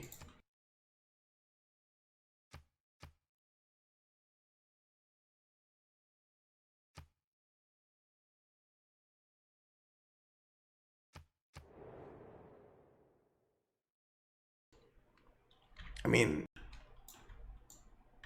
Greece kind of went near or towards, I should say, towards Korea here. Even though he has like just an insane amount of land to his west, he preferred to stay in the mountains, and he didn't actually, let's say, capitalize on his advantage of being near the mountains because he didn't build that many campuses. So he's lagging behind in the science compared to Gorgo. He's right now at 52 science and 119 culture. He's defending culture victory pretty good here, not allowing Rage to get too much further ahead, but I think it's just a matter of time. Since Tamlin is in another Penbrush and Voice Golden Age, he's not getting those free builders. He needs to spend the production from the cities or chops or whatever you want to call them to actually make the builders and get the settlers, while Rage just can buy them with faith. The difference is just insane here. Maybe Rage did get an early advantage with chocolate kills, but I don't think it should be. I mean, I don't think it is that game breaking, right? Advantage from chocolate kills. I mean, basically, that city is stronger than his capital. That is true. Expected from such wonders, no? And the other thing is, I think his spawn is so game breaking because of the way he has. You can see that both of his first two cities, which were his 20 turns or so, have amazing Earth Goddess. He had stacked up quite a lot of faith, even before Golden Age hit. So, based on that foundation, so to say, he managed to snowball insane. I don't think that it's the Chocolate Hills' fault, as in the yield PO in general, that has really allowed him to snowball insane.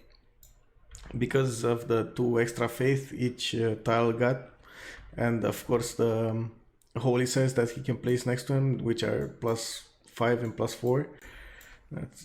That's pretty good there also. Actually, I think this is a +5 as well. Yeah, it is, with the two forests near them, two silk forests. Yep.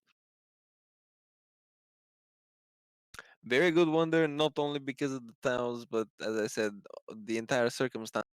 They just boost his spawn so much.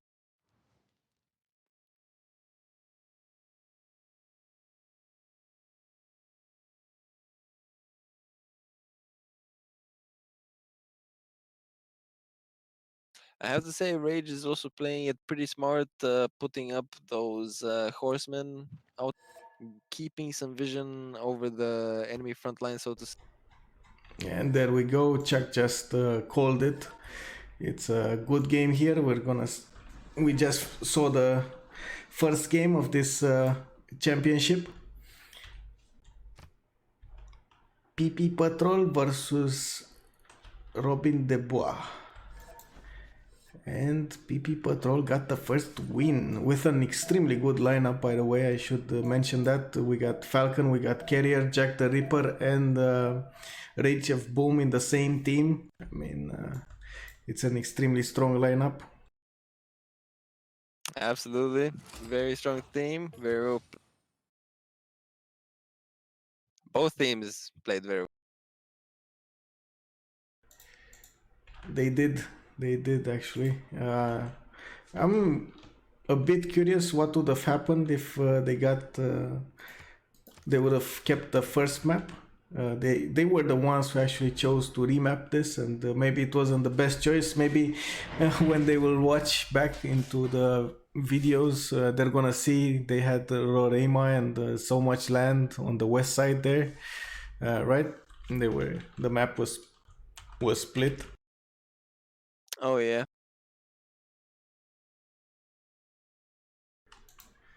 So I wanted to say a bit about the next game we got tomorrow. Let me check out the timings here. So it looks like tomorrow we're gonna see Philly Boys versus Ulysses play at 4 p.m. GMT, and I think I'm gonna cast that. I'm not sure yet. The game is not locked in, but I really do hope I'm gonna get to cast that one as well. Let's see who are the Philly Boys and who is Ulysses. So we got Philly Boys roster. Let me just open that up. Oh, Philly Boys is our resident true CPO team. Oh, we got Red Phoenix, we got Harambe, we got Tordred, the winner of the 2v2 tournament. We got Apriolo, the game mechanic, Esteth, and Bob Dole. I mean, that's another good team from CPL here. A lot of Yeah. the veterans are on the same team. I'm actually curious to see what is gonna be their lineup tomorrow. Which one of these players will actually play. And on the other side, we got the Historia, Leech, Softstyle. I don't know this player, but maybe it's gonna be an interesting surprise. Abel Brimi, Deluxe, and Oscort Thelaps. All of these players, except Softstyle, I know and I can guarantee they're extremely experienced, and I do think it's gonna be an extremely nice game to see. So catch you guys tomorrow. I hope you really enjoyed this game, and I really want to see a lot more games like this in the future. Yep, I hope everyone enjoyed the stream. It's been a pleasure, Michael, and see you next time. Thank you, Warbringer, for being here. See you.